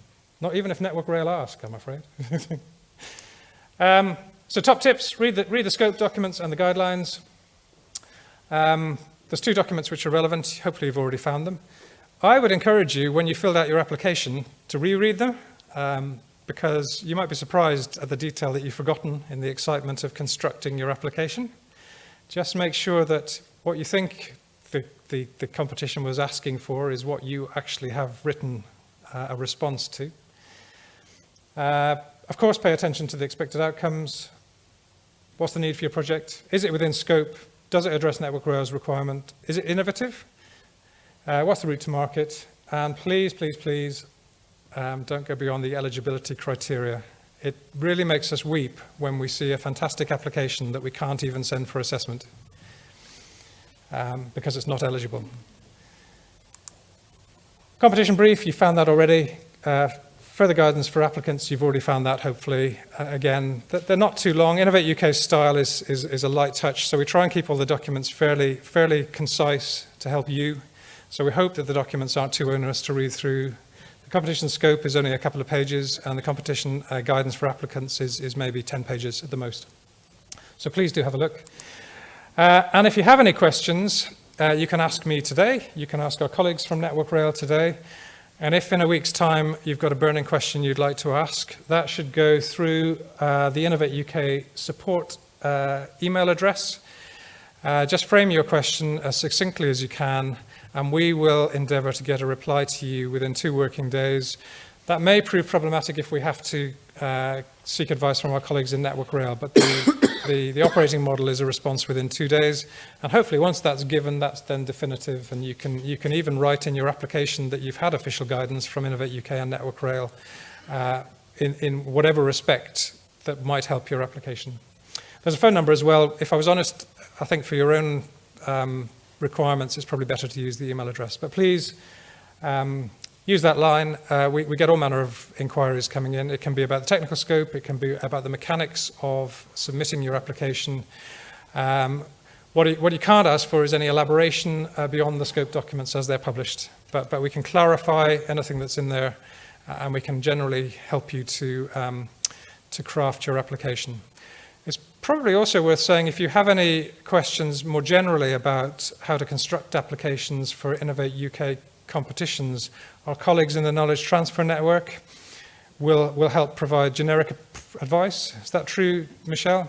So that's a no-cost opportunity to discuss with individuals who've been through this process many times before and to seek advice. The KTN is not a spell-checking agency or a review agency. It's an organisation that will help you to finalise your application.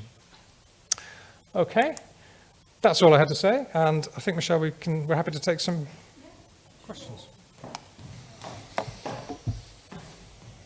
If you'd like to take a seat.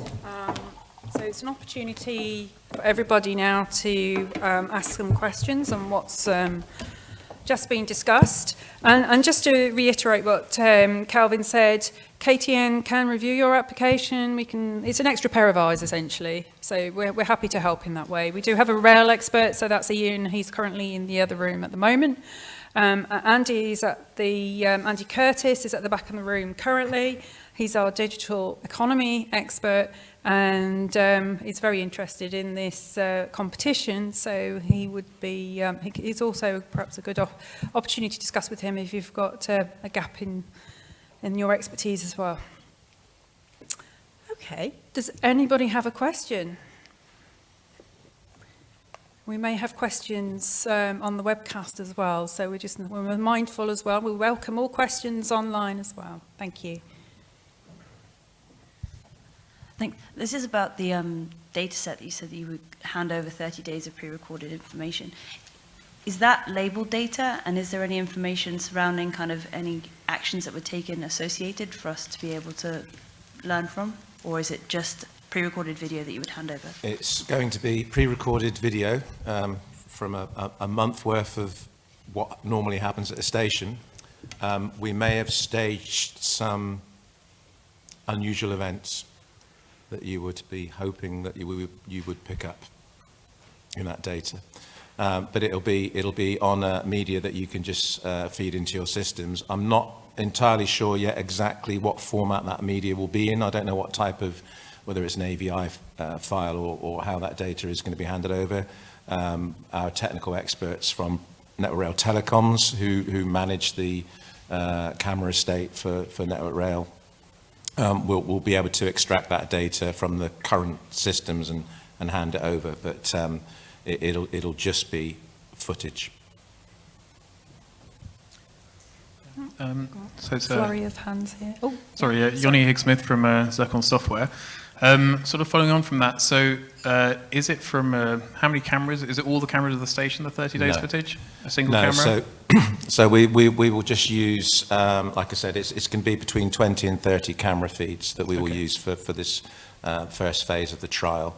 Again, we'll need to speak with Network Rail Telecoms to sort out, you know, it could be quite a large file, obviously, and we don't want to overburden you with the data that we give you. So we'll decide how much is manageable when we start to save that data. And as a quick follow-up, so in the first 3 months of the competition, there's quite a lot of things that the technology needs to be able to do. How well does it need to address all of those if obviously we've got a year afterwards to do phase 2? My question is really because I think we may struggle to do all of those things in 3 months. Yeah, so we would concentrate on you trying to identify the things that were most important to us. Okay, thank you.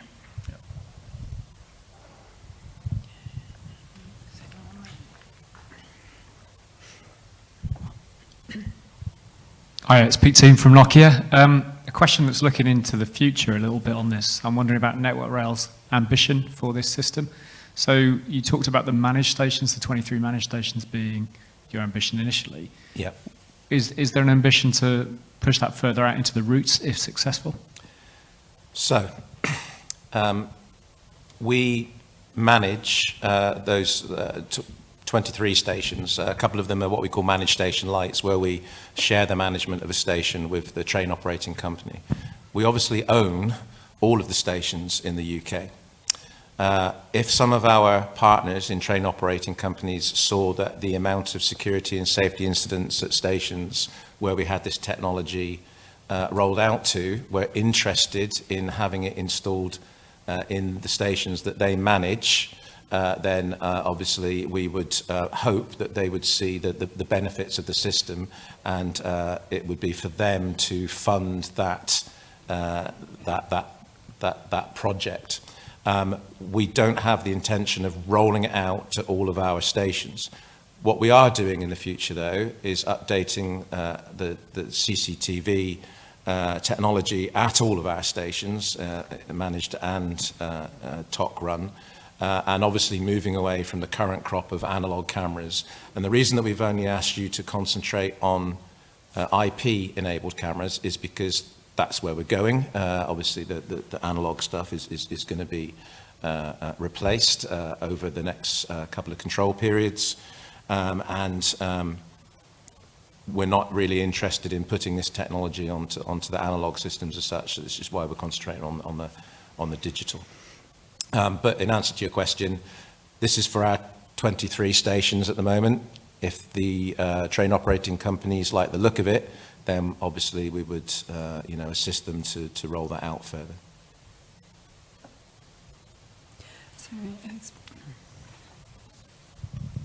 Hi, Howard Farbrother from Pragmatex. It's a question about cloud-based cameras. You said they're kind of out of scope effectively for this. I can understand it's just a transmission device. It doesn't really matter because what you're trying to see is behaviors here. But you also mentioned secure. Now, I'm curious if you've got a definition in your mind about what would constitute secure for cloud-based stuff going forward. Secure underneath the rules of GDPR, basically, and we would only want the people that should have access to that recorded footage to have access to it. So really, we would just put you through the Network Rail has a cloud policy, which includes some security requirements. If we were in the future to look at a cloud-based technology, we would have to assess your security of the cloud-based technology against our security requirements in the cloud policy. Obviously, we're at arm's length government body, so we're talking about the level of information that we want stored on there.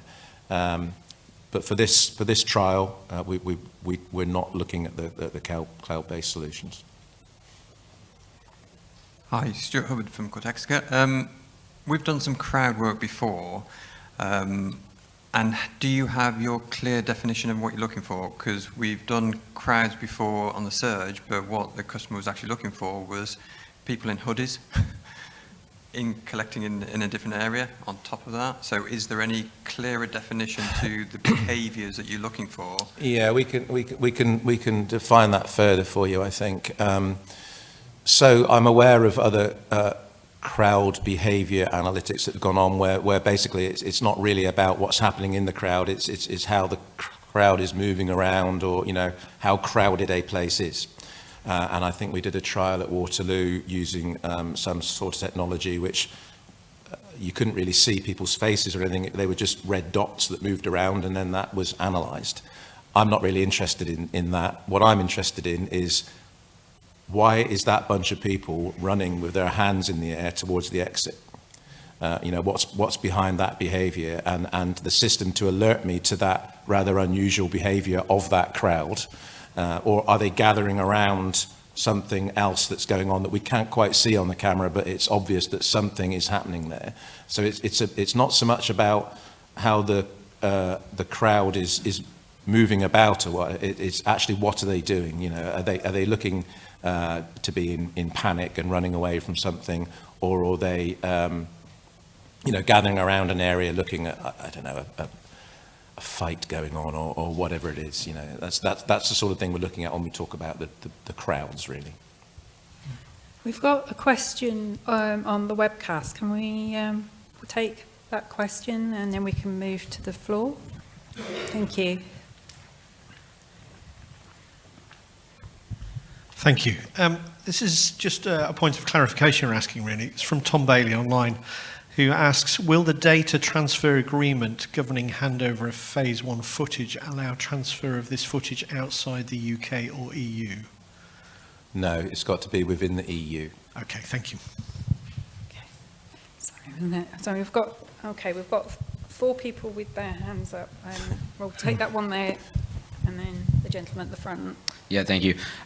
With regards to the data, is it going to be that you don't want, and this goes back to the cloud-based question that we had earlier, is it going to be that you don't want footage to be stored in the cloud, of course, or is it that you can't use any cloud-based application in order to then access that data, because that's 2 separate sort of things? Yeah, so for this trial, we're trying to steer away from the cloud. We are looking at other cloud-based systems where the analytics might take place in the cloud, and we're also looking at some other CCTV technology where access into our access to retrieve imagery can be done through a cloud-based portal. The reason that we're trying to steer away from it from this trial is because of we've got a wonderful internal network. High-speed network. Our connections out to the big wide world from some stations aren't all of that, and we just wanted to see how it would work in a particular station environment at the moment. So we're sort of steering away from cloud because not all of our stations might have the sort of connectivity bandwidth that's required externally to help that. So we're trying to stick to a station-based system for this trial. Okay. And then second question would be, what type of cameras are you going to be providing footage from, and then what is the quality of those? Okay, cameras so as it said on the slides earlier, so we've got the two main formats for the cameras here. They're all internet protocol based cameras, and we've got some 720p cameras and some 1080p cameras. So high definition digital cameras, and the cameras that we're using are pretty new. They've been put up within the last 2 years. So you know, they're reasonably good quality cameras. As I said earlier, we're looking to update the estate of cameras on the railway, in particular the stations. But we just want the trial done on these 720p and 1080p high definition at the moment. Okay, so we've got a flurry of questions. So we're going to take the gentleman just there, and then the gentleman in the blue shirt. Sorry, apologies for the name. And there's the lady with her hand up, and then that one. So if we can have these questions, and then we've got one on the webcast, and then we'll take more. Thank you. Sorry, over to you. Sri from BA Systems here. In terms of your computing infrastructure or processing capability, can we assume that say if you need like a dedicated hardware, that'll be made available, or is it? So we're providing you the cameras, and we're providing you a switch in a relay room, we call them, but you would probably call them a data facility. So we're providing you a switch to plug into, and your system will hang off the back of that, and it will do its magic off of our feed when it comes to phase 2. Obviously for phase 1, it'll all be your processing power because we're just giving you the footage. Okay. Yeah, I have a question whether we can deploy an on-premises private cloud that can be installed in the station to handle the analytics. Yeah. Yes, is the answer to that. If it was a cloud that we had complete control over, private cloud, then happy with that. Okay, thank you. Okay, and then the lady. Thank you. Hi, it's Emily from One Big Circle. It's a quick question about the Respond part of the system, an understanding of I think you referred to them as the CSAs that are on the platform. Do we need is this part of the solution as well, an understanding of in what format those responses would want to be received, what devices they might go to, are they handheld devices? Yeah, definitely. So part of you trying to understand what we're trying to achieve here would obviously mean us telling you what it is we're looking for on stations and how we would normally respond to those things had they just been found by, what was it Janine referred to them by before, the number one eyeball. We will tell you what the processes and procedures are that our customer service advisors conduct on the station. So they do a number of different tasks rather than just, they don't just check people's tickets on the gate line.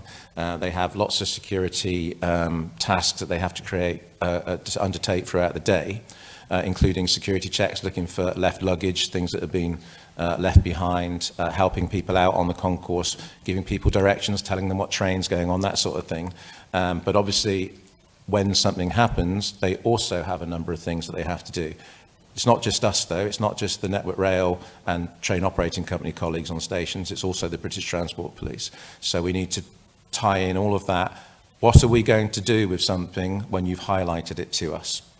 And what we do, our responses and our processes may have to change because we're now getting more alerts, if you like, from your system.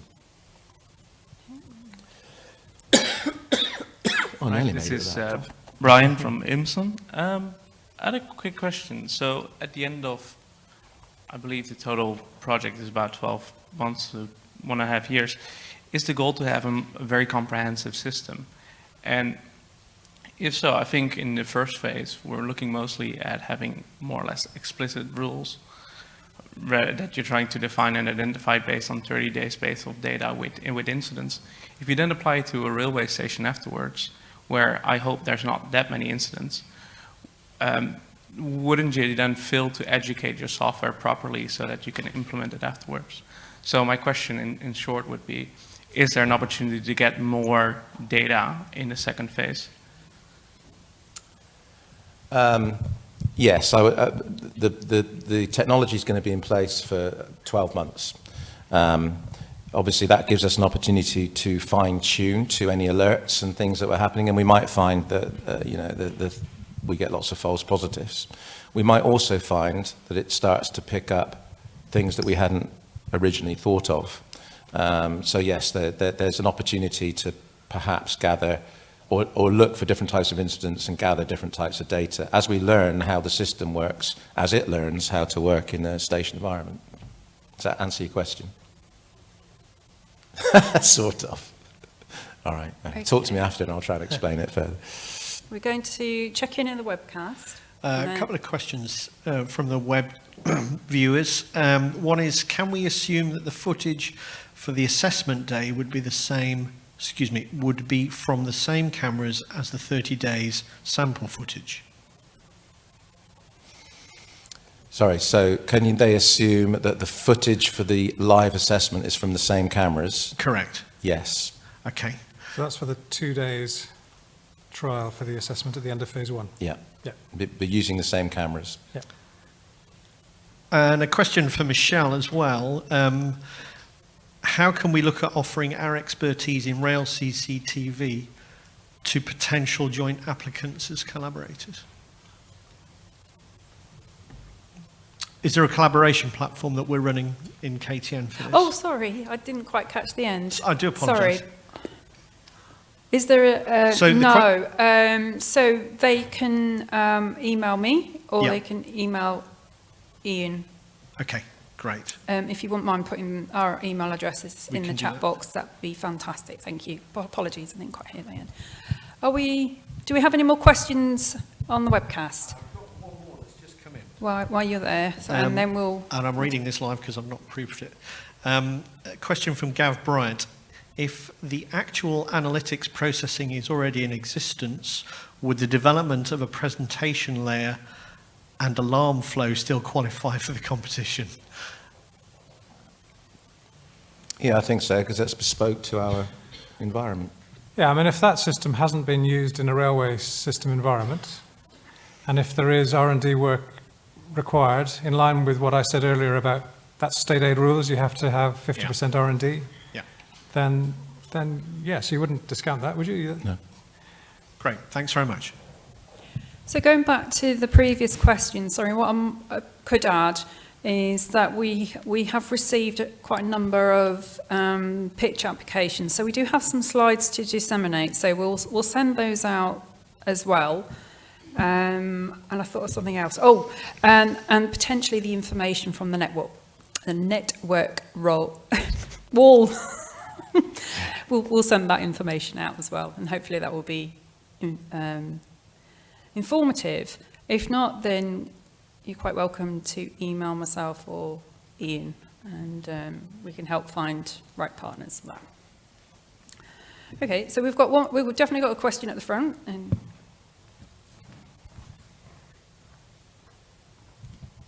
hi, thanks. I'm a security expert for the European Commission and director for TRIA Rail. And I've got some questions regarding the footage you mentioned, because we've got some expertise in this field. And I'm wondering how you're going to make the difference when we go live. I mean, because the quality of the footage will be totally different regarding, I mean, the IP protocol. You're talking about 720 and maybe 1080 pixels. When we analyze, we're using machine learning, some advanced artificial intelligence to develop that one. But when we are watching live, we're going to have probably with the IP, the new cameras, we're going to have maybe really 4K, maybe something like that. So the tax error is going to be less, I mean, much smaller in live rather than with the data. We'll have a storage, for instance, so we should. Have you thought about that, how you're going to transfer? Because it's going to be different. We could have much more problems identifying behavior with the data storage rather than live. Yeah. And then, okay. of course, we're going to have those 12 months to learn about it, but it's quite a big difference. And how to handle all the big data, that's important too. So the feeds that we're giving you, the recorded data that we give you will be, as it comes off of the camera, at the same compression rate as the camera provides.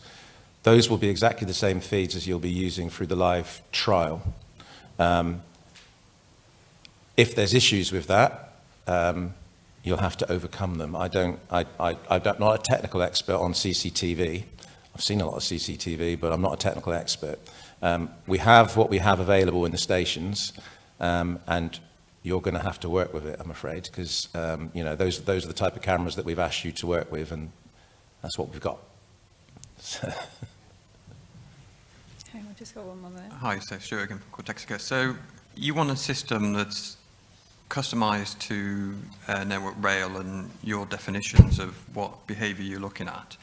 I'm just concerned that we won't get enough data or examples of those behaviors for us to be able to train properly for the Network Rail. So we're going to give you 30 days worth of footage as from phase 1. You will probably see all of the main behaviors that we're concerned with in those 30 days. But if they don't happen for real, you might notice that we stage them. So we're drawing together a plan, and I think it involves me doing some acting, but it won't always be me, to do what it is that we're looking for you to identify. Okay, but how many examples of, say... We're not going to tell you, you're just going to have to find it, aren't you? So, but we're hoping that it will be enough for you to identify that system works. I mean, you know, you're the experts. How many examples of that behavior would you say over a 30-day period? Well, for example, we go a minimum of 100 of the same action for us to train more generally across different cameras. Right. 100 plus would be ideal. Okay, looks like I've got a lot of acting to do then. And the gentleman at the front.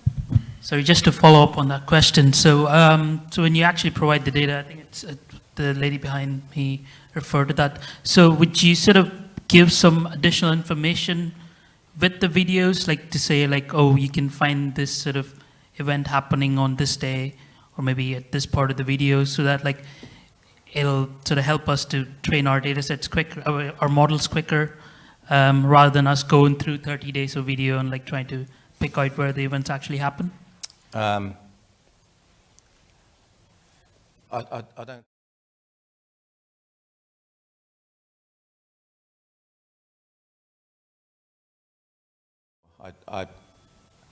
If we tell you where the incidents are that we're looking for, won't you just be able to locate them for us, or is that not how it works? No, when you train a model, you need some examples to actually train it. So we actually pick out the examples and then train our model based on the incidents that happen, so that when they happen in real time, you're able to pick them up. Okay. I think it's probably true to say that for the successful applicants, you'll end up working in close collaboration with Network Rail. And if you have requirements that become apparent as you begin to work, Network Rail will do everything to support you to deliver the best outcome from phase 1. Yeah. I think that's a fair response. Yeah. If you know, as I said, I don't understand how your technology works. If it needs to be trained in such a way, you'll need to tell us how we need to help you train it. So if we need to stage, you know, lots and lots of different incidents that we're looking for and point you towards some of them so it can start to learn them, then that's what we'll do. So are you looking for volunteers? What, for acting? Acting. Yeah, there's plenty of actors in Network Rail. I think we'll be fine. Okay, that's fine then. We have. Oh, sorry, the 2 hands went up. Okay, that's very kind of you. Would you like to just? Yeah, thank you. Hi, I'm Crystal from Cam360, and we are a startup. Unfortunately, we haven't got any real clients. However, we already got a system on the home camera that can identify things like whether it's a cat or it's a postman, how long the parcel is already left. So we already got a system ready for demo, but we haven't got any clients. We just set up our company. So in this case, will you consider, because you mentioned that you will give preference to company who implement similar system in other environments, will you consider for a product like this, although we don't have any clients, we have it ready for demo, will you consider as a advantage in the application? Yeah. That's a question for you, I think. So Innovate UK, to an extent, is all about startups. So there's a little bit of a conflict in the case of this competition in that we do encourage startups because that's where lots of the great ideas come from. But at the same time, we want a high maturity system that Network Rail could ultimately see will really solve some of their challenges not that far away in the distance. So the sort of advice I would suggest today is perhaps collaborate with an organization that could support you and that has more maturity. If you're familiar with things like the rail industry readiness levels, they include considerations like, let's say Network Rail like this system. Can you make 100 of them? Can you deliver 100 of them? So it is important to have the ability to demonstrate your scalability. So if the product is good, can you supply it? So you're sitting amongst a number of organizations that, you're sitting not that far from BAE Systems, for instance. So there are organizations here who potentially could partner with you and strengthen your application.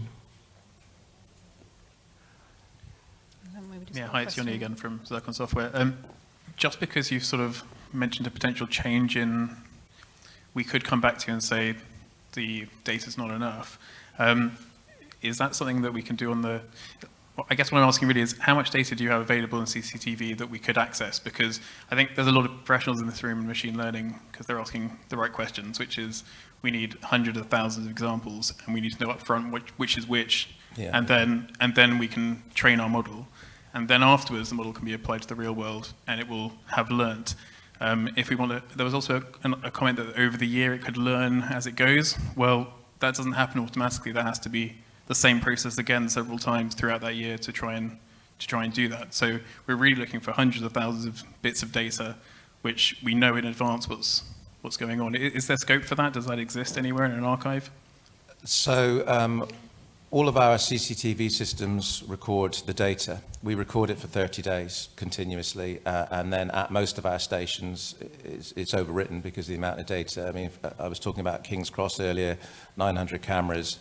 We don't keep all of that data for more than 28 days actually before it gets overwritten. So you could get more data, but it will not be the same events all the time. It's going to be completely different for the more data we give you, the more things you're going to see, obviously, but we can keep providing you data. But we're sort of hoping that the 30 days that we give you will be enough. It'll prove concept, but it won't probably get us over the line, I think. Okay. Hi, just a quick one. So we've worked with Hammerson before, and they do exactly the same, save 30 days, but they do archive off any instances, any incidents. Do you do that sort of thing? So for the health and safety? We do archive some footage, or I should say that we don't, the British Transport Police do. And I think it depends on what that footage is, whether the British Transport Police would be willing to give it back to us and share it. But we work closely with our British Transport Police colleagues, and this type of system will be helping them as well to respond quicker to incidents. So we can ask that question if we can get hold of that archive footage. That'd be great, thanks. Hi. We've talked a lot about the technical feasibility scope of this project, but you've mentioned that by the end of the phase 2, you want something that can actually practically be rolled out, be used and adopted by the control room operators. Within which phase, or what's the kind of extent of scope of our involvement and engagement with those control rooms to understand the workflows that exist and the best ways to present this data so that you actually end up with a practical system that can be used. Yeah, so you're going to have to work closely with the station teams. Excuse me. Each station environment is separate, you know, is individual. Sorry, I'm going to have to take another drink of water.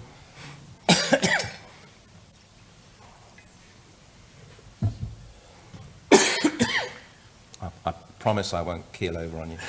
Shall I talk while you're doing that, Wayne? So the sort of thing that might help to answer your question is knowing that you know you need to know that information. We'd expect to see a work package, perhaps in your phase 2 plans, that facilitated you in getting the user requirements that obviously you need to know, if that makes sense.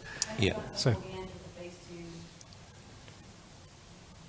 All of that kind of understanding complete in terms of a fully packaged product by the end of the phase 2, or is it the demonstration for technical feasibility? So I think over the course of phase 2, if you're successful through phase 1 and you go on and be selected to take part in phase 2, the learning about process and what the actual station itself is looking to get from the system starts the day that we put the system in the station. And that's going to be obviously quite a lot of work for yourselves and the station teams, because it will be them that explain to you how their station works. I mean, I've been to just about every Network Rail managed station, and I sit and observe what they're doing, and each one is different. You know, there's a different amount of passenger throughput. There's a different teams work there, and they have different ways of working. But the station teams work really well at all of our stations, and they'll sort of train you as to what they're looking for from their daily working routine. So I think that collaboration starts, you know, from day 1 of phase 2, really. And I mean, adding to that a little bit, the SBRI rules, if you remember, do require 50% R&D, so that's applicable to phase 1 and phase 2. So it would be necessary to see some development of your system as part of phase 2, and that sort of activity might be precisely the sort of thing that would suffice.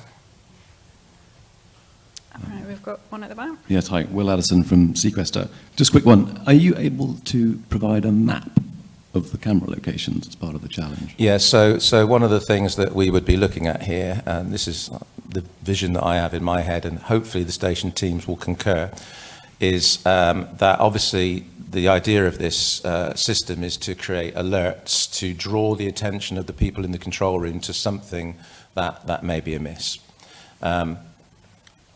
What I envisage is that we will have a diagram of the station, perhaps on a monitor somewhere, that when a camera has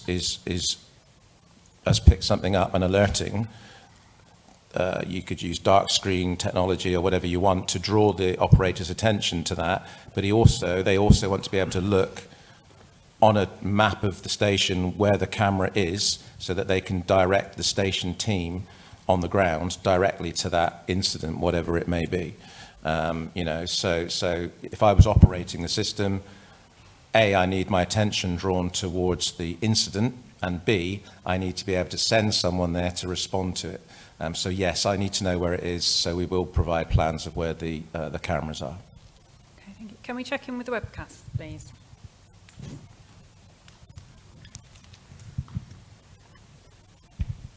Hi, a message, excuse me. A question from Gav Bryant. Can Network Rail confirm that the 30 days footage will be at 12 frames per second? If not, what frame rate will they be? So we did write that somewhere, but it's gone straight out of my head. You've got, I mean, on the scope itself, you've got 720 or 1080p. Yeah, so I think we've got further details on what the frame rates are. Yeah. We'd have to ask my CCTV colleagues in Network Rail Telecom exactly what frame rates are available. Okay, but we will confirm that. Smashing, thank you. There is as well as the competition scope, 2 organisations that register. There is an additional specification, which I can't remember, Karen, if it includes things like the frame rate. But there is another supporting document available to teams when they register to apply to the competition already. Are there any more questions? Are you okay? Yeah, that's fine. Sorry, one last question.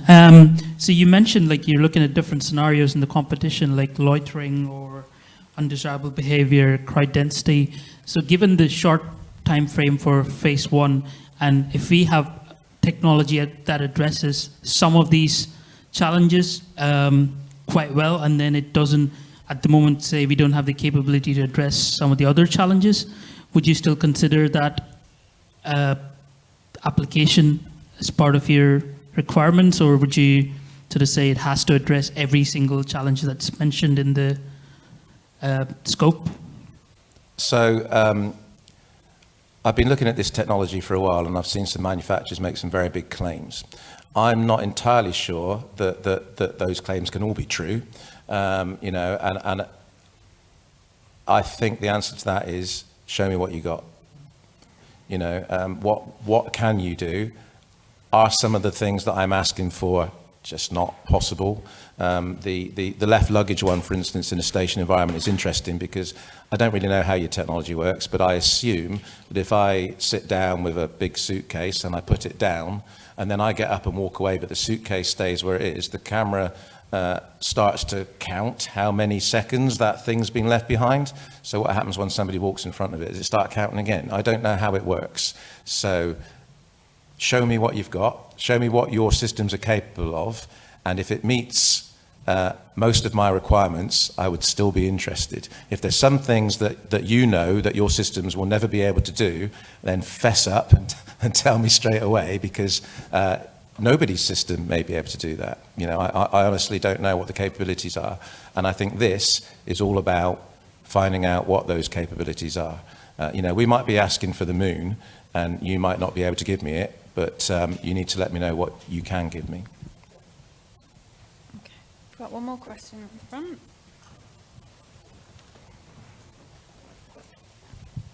Hi again.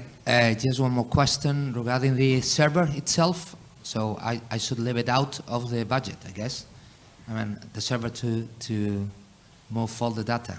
I mean, so I'm going to need a huge one. I mean, you said you are giving us the footage, and later on we're going to try in a real scenario, but who's setting the PC, the computer, the server?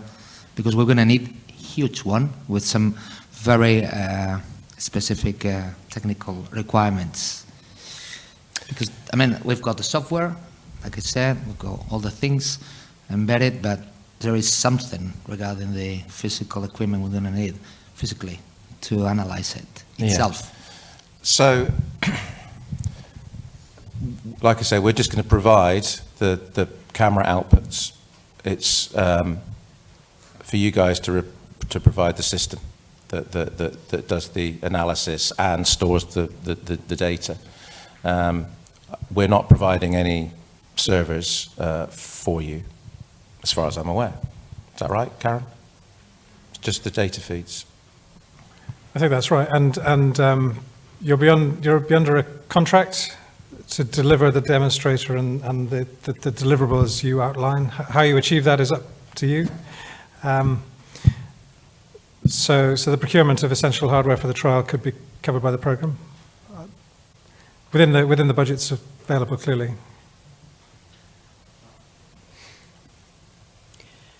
Okay. Are there any more questions on the webcast? Not on the moment. Okay. So the lady in the front. Thank you. Hi, I'm Lubna from Intel. It's actually a follow-up question. So you won't be providing the server, but will you be providing a minimum list of requirements to make sure that whatever system will be proposed to you will be aligned with whatever network rail is currently using? So we've put some technical specifications together, some requirements. So yes, we will. Network Rail Telecoms manages the CCTV estate, and their technical lead for CCTV will provide us with the technical details of what you need to build to align with what we have in Network Rail. Thank you. Okay. Do we have any more questions before we head into lunch at all? Have we all? Okay, well, if you're a bit shy, you can go and catch people in the lunch break. Well, that's fine. I think we're okay to finish a bit early and see if lunch is out there. That was a really good session and a very interesting, exciting opportunity as well. So I hope that was useful for you. Shall we just thank Kelvin and Wayne for their presentation? Thank you. Thanks, Wayne. Thank you. You did all the hard work. Okay, well, feel free to head out and see if lunch is available and have some good networking opportunities. Thank you.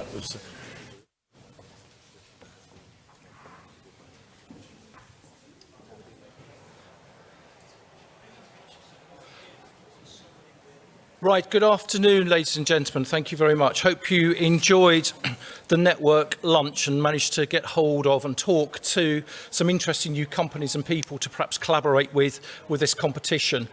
There's more networking available at the end of the day, so when we finish at 3 o'clock this session, it's networking and refreshments until the last person leaves effectively. So plenty more opportunity for networking. And actually, to aid your networking, part of this session is company pitches, where companies will talk about some of their ideas, some of their capabilities, and people that you might want to talk to make connections with in this particular competition.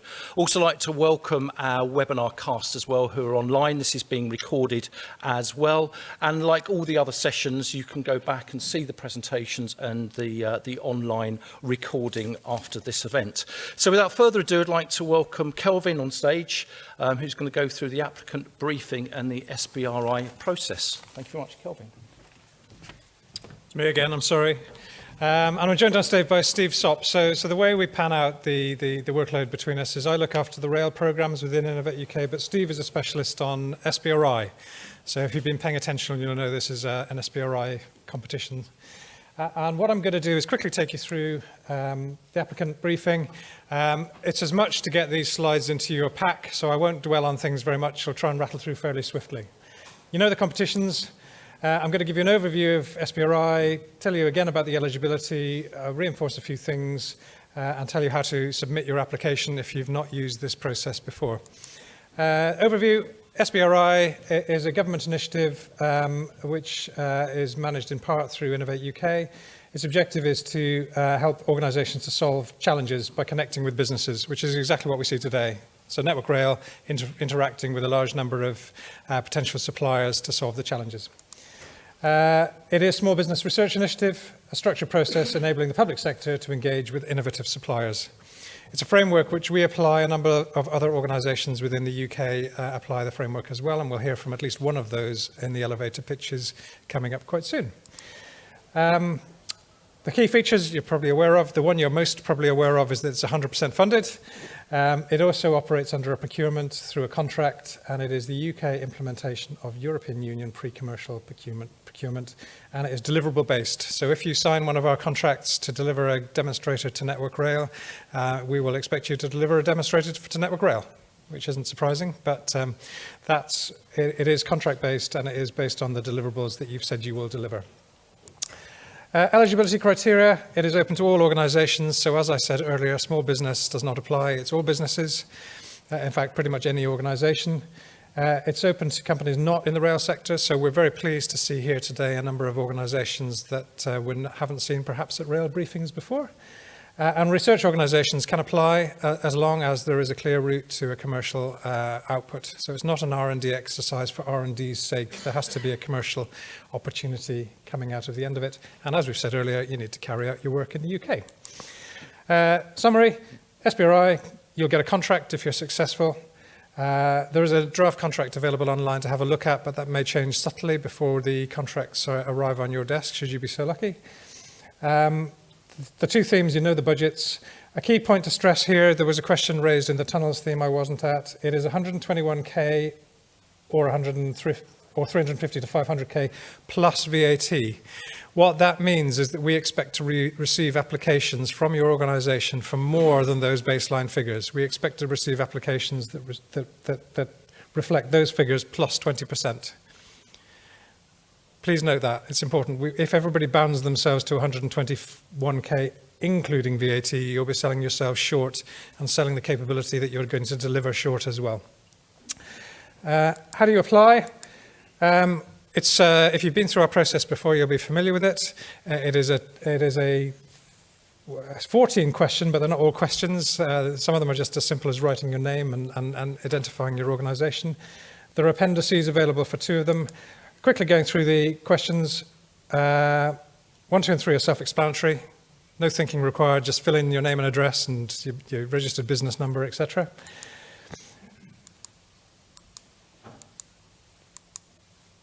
4 is an important question for us, title and abstract for publication. Because we're spending public funding, we have a duty to tell the public and each other what you are proposing to spend that public funding on. Therefore, we require that you provide an abstract of what you propose to do for publication. Shouldn't contain any commercially sensitive information, obviously. It should just give an indication of the sort of thing you plan to do and what the benefits will be.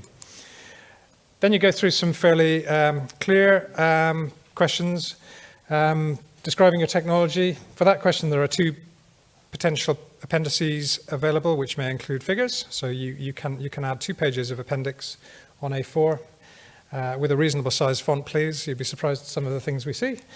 Technical project summary. There are bullet points in the application form which will help you to fill out the detail that we're asking for. Current state of the art. Project plan and methodology, which also has an appendix available to fill out your Gantt chart. Technical team and expertise. Who are you? What's your abilities? Have you worked with rail before? And who are you partnering with if you're issuing subcontracts to other organisations? Why are you doing that? And what do they bring to the banquet? And how does that help? Application finances. Fair market value should apply. The costs which are eligible under the SBRI rules are listed here. I won't read through them. Please reflect those in your application and bear them in mind as you craft your paperwork. We then ask question 11 for the commercial potential. So why is this technology needed? In part, Network Rail have already answered this question for you, so it should, in the case of this competition, be quite an easy question to answer. But if there are other opportunities beyond Network Rail, you could bring those in and help the assessors to understand the commercial potential for you and for the nation. And then 2 in particular, focusing on the application to the railway industry. We find lots of applications come in which are great ideas, but they would never work in a real world setting. So the real world setting in this case is clearly the railway infrastructure, be that on stations or be that in tunnels. So please go through a bit of detail onto why your innovation will work in a station environment or in a tunnel, and how it meets the requirements of the competition in that regard, and what benefits it will provide in a railway environment. We find those 2 questions are useful in the context of the SBRI competitions and bring out a little bit more detail and just get organisations who perhaps aren't familiar with the railways to think about how is this going to work in a railway, how are we going to interface it with the railway systems, what are the potential risks and what are the benefits. And finally, we will ask you to go through your application and to declare a number of things. One of the things you have to declare is that you are certified within your organisation to submit this application. We also have a number of additional requirements in relation to GDPR, and that's in relation to both themes of this competition, but in particular to the station security one. So please bear with us. They are self-declarations. You'll need to tick a number of boxes just to reassure us that you are GDPR compliant. And if you find you're not GDPR compliant, please ensure you are in a position to declare that you're GDPR compliant by the time you start work. So the form is required. There's an application form, a couple of appendices, and everything must be on our templates. So please don't download our templates. Migrate them across to your latest fantastic word processing software and submit them to us in that form. They need to be in our Word templates and to stay in our Word templates. People often say that's not very innovative of us, but if we receive 100 applications to a competition, what we don't want is lots of variation in the format of those applications, and it's not fair when the assessors have to process them. So how do we assess? Again, if you're not familiar with our process, Innovate UK does not assess its own applications. We pass all applications across to 5 independent assessors. and they will each score each application.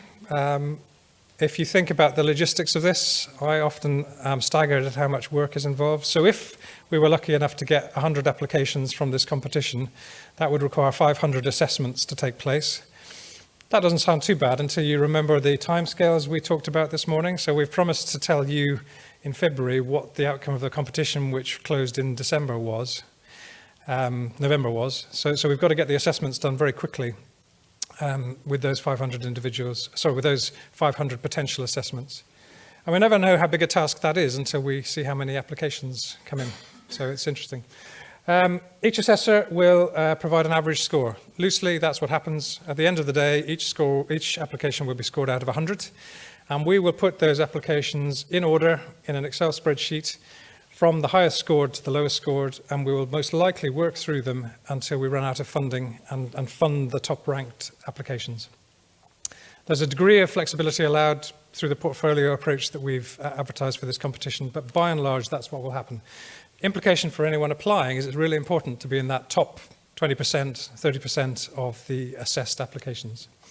What do the assessors look for?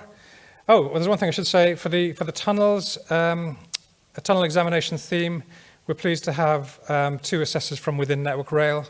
That's non-standard for Innovate UK, but it adds a lot of rigour to our process because we thought that was such a specialist topic that it'd be really good to have 2 assessors from within Network Rail who can really understand the nuts and bolts of an application.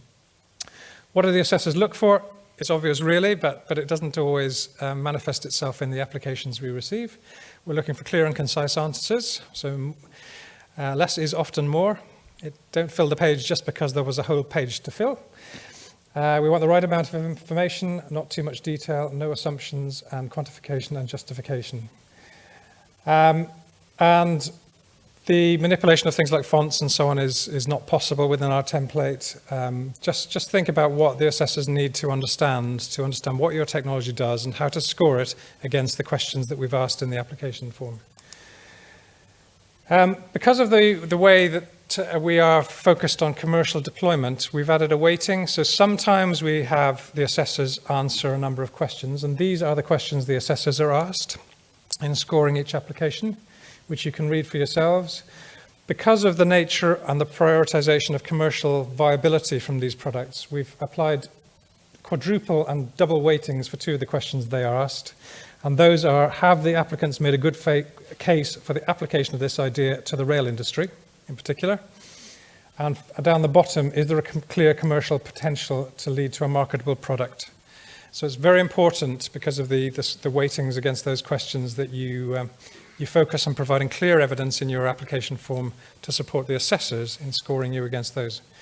They're all important. I won't read through them, but please take time to review what questions the assessors are going to be asked in scoring the applications. It's always good practice when you've written your application to review these questions, maybe get somebody who wasn't involved in writing the application and think, well, could I answer these questions on the basis of the text in our document? And could somebody who's not familiar with the document score it effectively using these questions? And finally, each assessor gets asked another question, which is, would you recommend this application for funding? And what you're hoping for is a big green tick, actually, not a big red tick, but that is another trap question that we ask assessors, just in case there are things that the assessors can bring out in relation to the application that wasn't obvious from their scorings. To submit your application, this is IT, and I'm just going to quickly go through the slides to reassure you that there is a process there when you get to this stage. Essentially, you register. We've talked about that this morning. When you register, you will get access to some additional documents, so I'd encourage you to do that sooner rather than later. You can download those documents. Clearly, you then fill out those documents, upload the documents. You will then get a notification that your application has been received. And back in early 2020, we will let you know how your application has gone. So loosely, download the pack, fill out the forms, submit them before noon on the closing date, which is 13th of November, I think. I'll just quickly flick through these. They'll be in your slide pack. If you need any help when it comes to understanding how you go through this process, you can draw upon this resource and it'll just be at hand. But obviously you register, you log into a secure area which will contain all the documents related to the competition, complete the documents. Each one has a unique application number and so on. Please don't change anything. If we're receiving 1,000 applications or 100 applications, Innovate UK will be managing many, many competitions simultaneously, so everything is unique, and please make sure that you don't change the names of anything. Please don't change the format of anything, as I've already said, and appendices should come in as a PDF file. Upload the documents when you fill them out, accept the T's and C's, and submit your documents. We will let you know before the date stated in the timeline, and for successful projects, we will then go through a number of viability checks. So on the closing date, we will immediately swing into action and begin assessing the applications. Those that come back as the likely ones to be funded then go for some viability checks, just to check that the organisations really do exist and are not bankrupt, and that the directors are appropriate individuals to be in receipt of public funding. Then we'll notify the organisations and issue the contracts according to the schedule that we talked about this morning, but it's all in the information pack. And you can't start your project until we've received the signed acceptance of the contract. And the target date to start to meet Network Rail's challenging timelines is the 1st of March next year. Unsuccessful and successful applications will get some feedback. So our assessors spend a long time assessing application forms. It's a substantial investment of public funding to have these competitions assessed. If you think about it, the 500 odd applications that might need to be assessed, we're talking about tens of thousands of pounds. Those individuals will provide feedback on your application. There is a tendency to just look at the headline, did I get the funding or not? That's a shame in a way, because they will try to provide valuable feedback that will help you to refine this particular application, or to learn more generally about the sort of things that Innovate UK assessors are looking for. But you get access to that on the date that we stipulated. Things to note, you need to fill out the forms, obviously. Any size of organisation is eligible. All budget figures exclude VAT. I've said that several times. But we expect to receive applications and costings which include VAT. Fair market value, contract terms and conditions are non-negotiable. We haven't got the bandwidth in Innovate UK to negotiate with particular organisations who want a change to clause 23 in the contract. So what we suggest you do as soon as possible is have a look at the contract, reassure yourselves that there's nothing untoward in there, and bid on the basis that you will accept the contract as it is. There is a draft contract available as part of the pack, which will be made available when you register.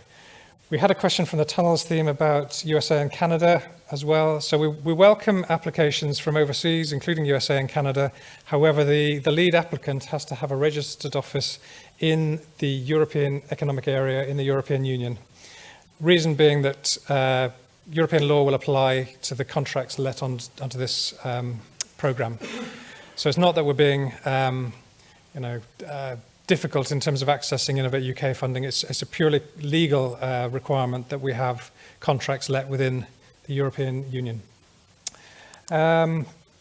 Finally, Steve suggested talking quickly about Spark. Steve, do you want to talk about this, and then we'll... I can. Yeah. Yeah. Sorry, yeah, I mentioned it in the Tunnels event, so if you were in there, apologies, I'll repeat it here. The Spark framework is a new initiative from Crown Commercial Services. I think they call it an innovation marketplace. It was launched in March.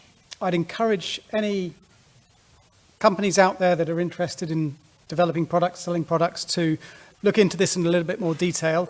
The idea is it's a dynamic procurement framework. You can get access to it at any time. Once you're on the framework, then you can, any government department, any public body can then procure your product through that framework. So it's particularly suitable for products that have been developed, innovative products that have been developed through the SBRI process. There's some links, some more information through the Crown Commercial Service site. I'd encourage you all, please have a look at it. It's also a really neat way for government departments and public bodies to access this new technology. Good. So that's all we have to say about the application process. What we thought we might do now, Michelle and Rob, with your permission, is just invite So that more or less concludes the briefing about the competition, although we're going to hand over to some elevator pitches. Should we invite our Network Rail colleagues to join us again on the stage? 5 minutes or so for any desperate questions. Yeah. So, Bryony? yeah, absolutely. Chloe? Karen? Janine? So we've just got 5 minutes. If you've got any sort of burning questions on what you've just heard from Kelvin about the competition process, or any other question you might have, this is a sort of an opportunity here. Obviously, there's a final networking session at 3 o'clock, but does anybody have any questions at all for this great panel that we have up here on stage at this moment in time?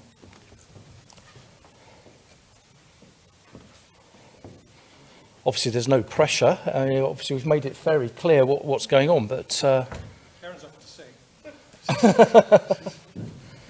No questions? I think we've obviously done a very good job in explaining the process and the competition to the audience. So, any last questions?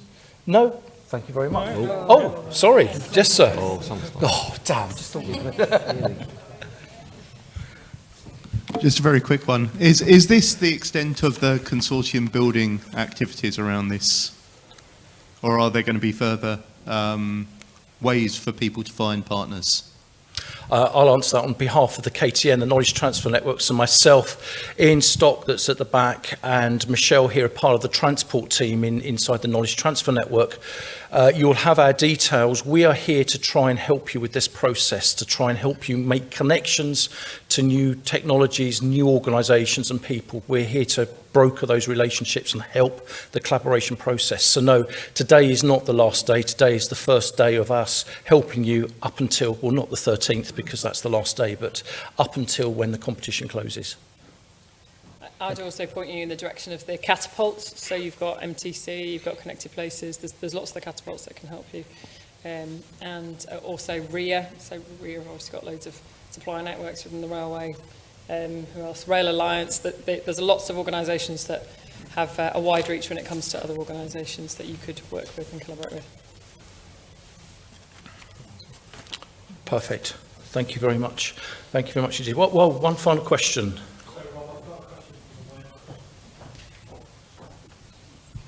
It's a VAT question. How do you manage EU companies and VAT? As declared, VAT is usually applied at 0% for across EU invoicing. How will this process be addressed regarding VAT cross-border?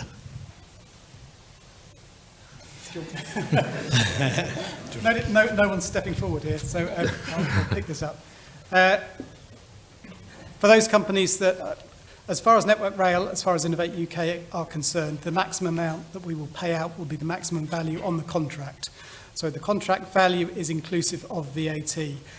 We would expect companies to put down in their application the costs that they are liable for, that's subject to. In the application, there will be a separate section where they can add the VAT to that, so they get a total which is inclusive of VAT. If they aren't subject to VAT, then the total can be exclusive of VAT, if there's zero VAT. If it doesn't apply to the particular company, effectively it's the responsibility of the service provider, the organisation that's providing those R&D services, to pay that VAT. So it will be dealt with as would any other contract with a company that is outside the UK. The key point I think we want to stress is that the value on the contract is the total value. Thank you very much. Any final questions? No? I think that is perfect. Thank you very much indeed. Thank you very much to the panel as well for at least coming up and showing willing to answer questions. I'd like to now say a goodbye and a thank you to our web audience. Our web audience are now going to finish the afternoon from today. I hope the web audience have found this useful, interesting and interactive as well. And of course, everybody that is logged on to the webinar, you can look at these videos afterwards, and everybody in the room as well, you can watch these videos afterwards. And of course, you can get in touch with us, the Catapult and Innovate UK helpline, for any further questions you may have on this competition. So thank you very much to the web audience and goodbye.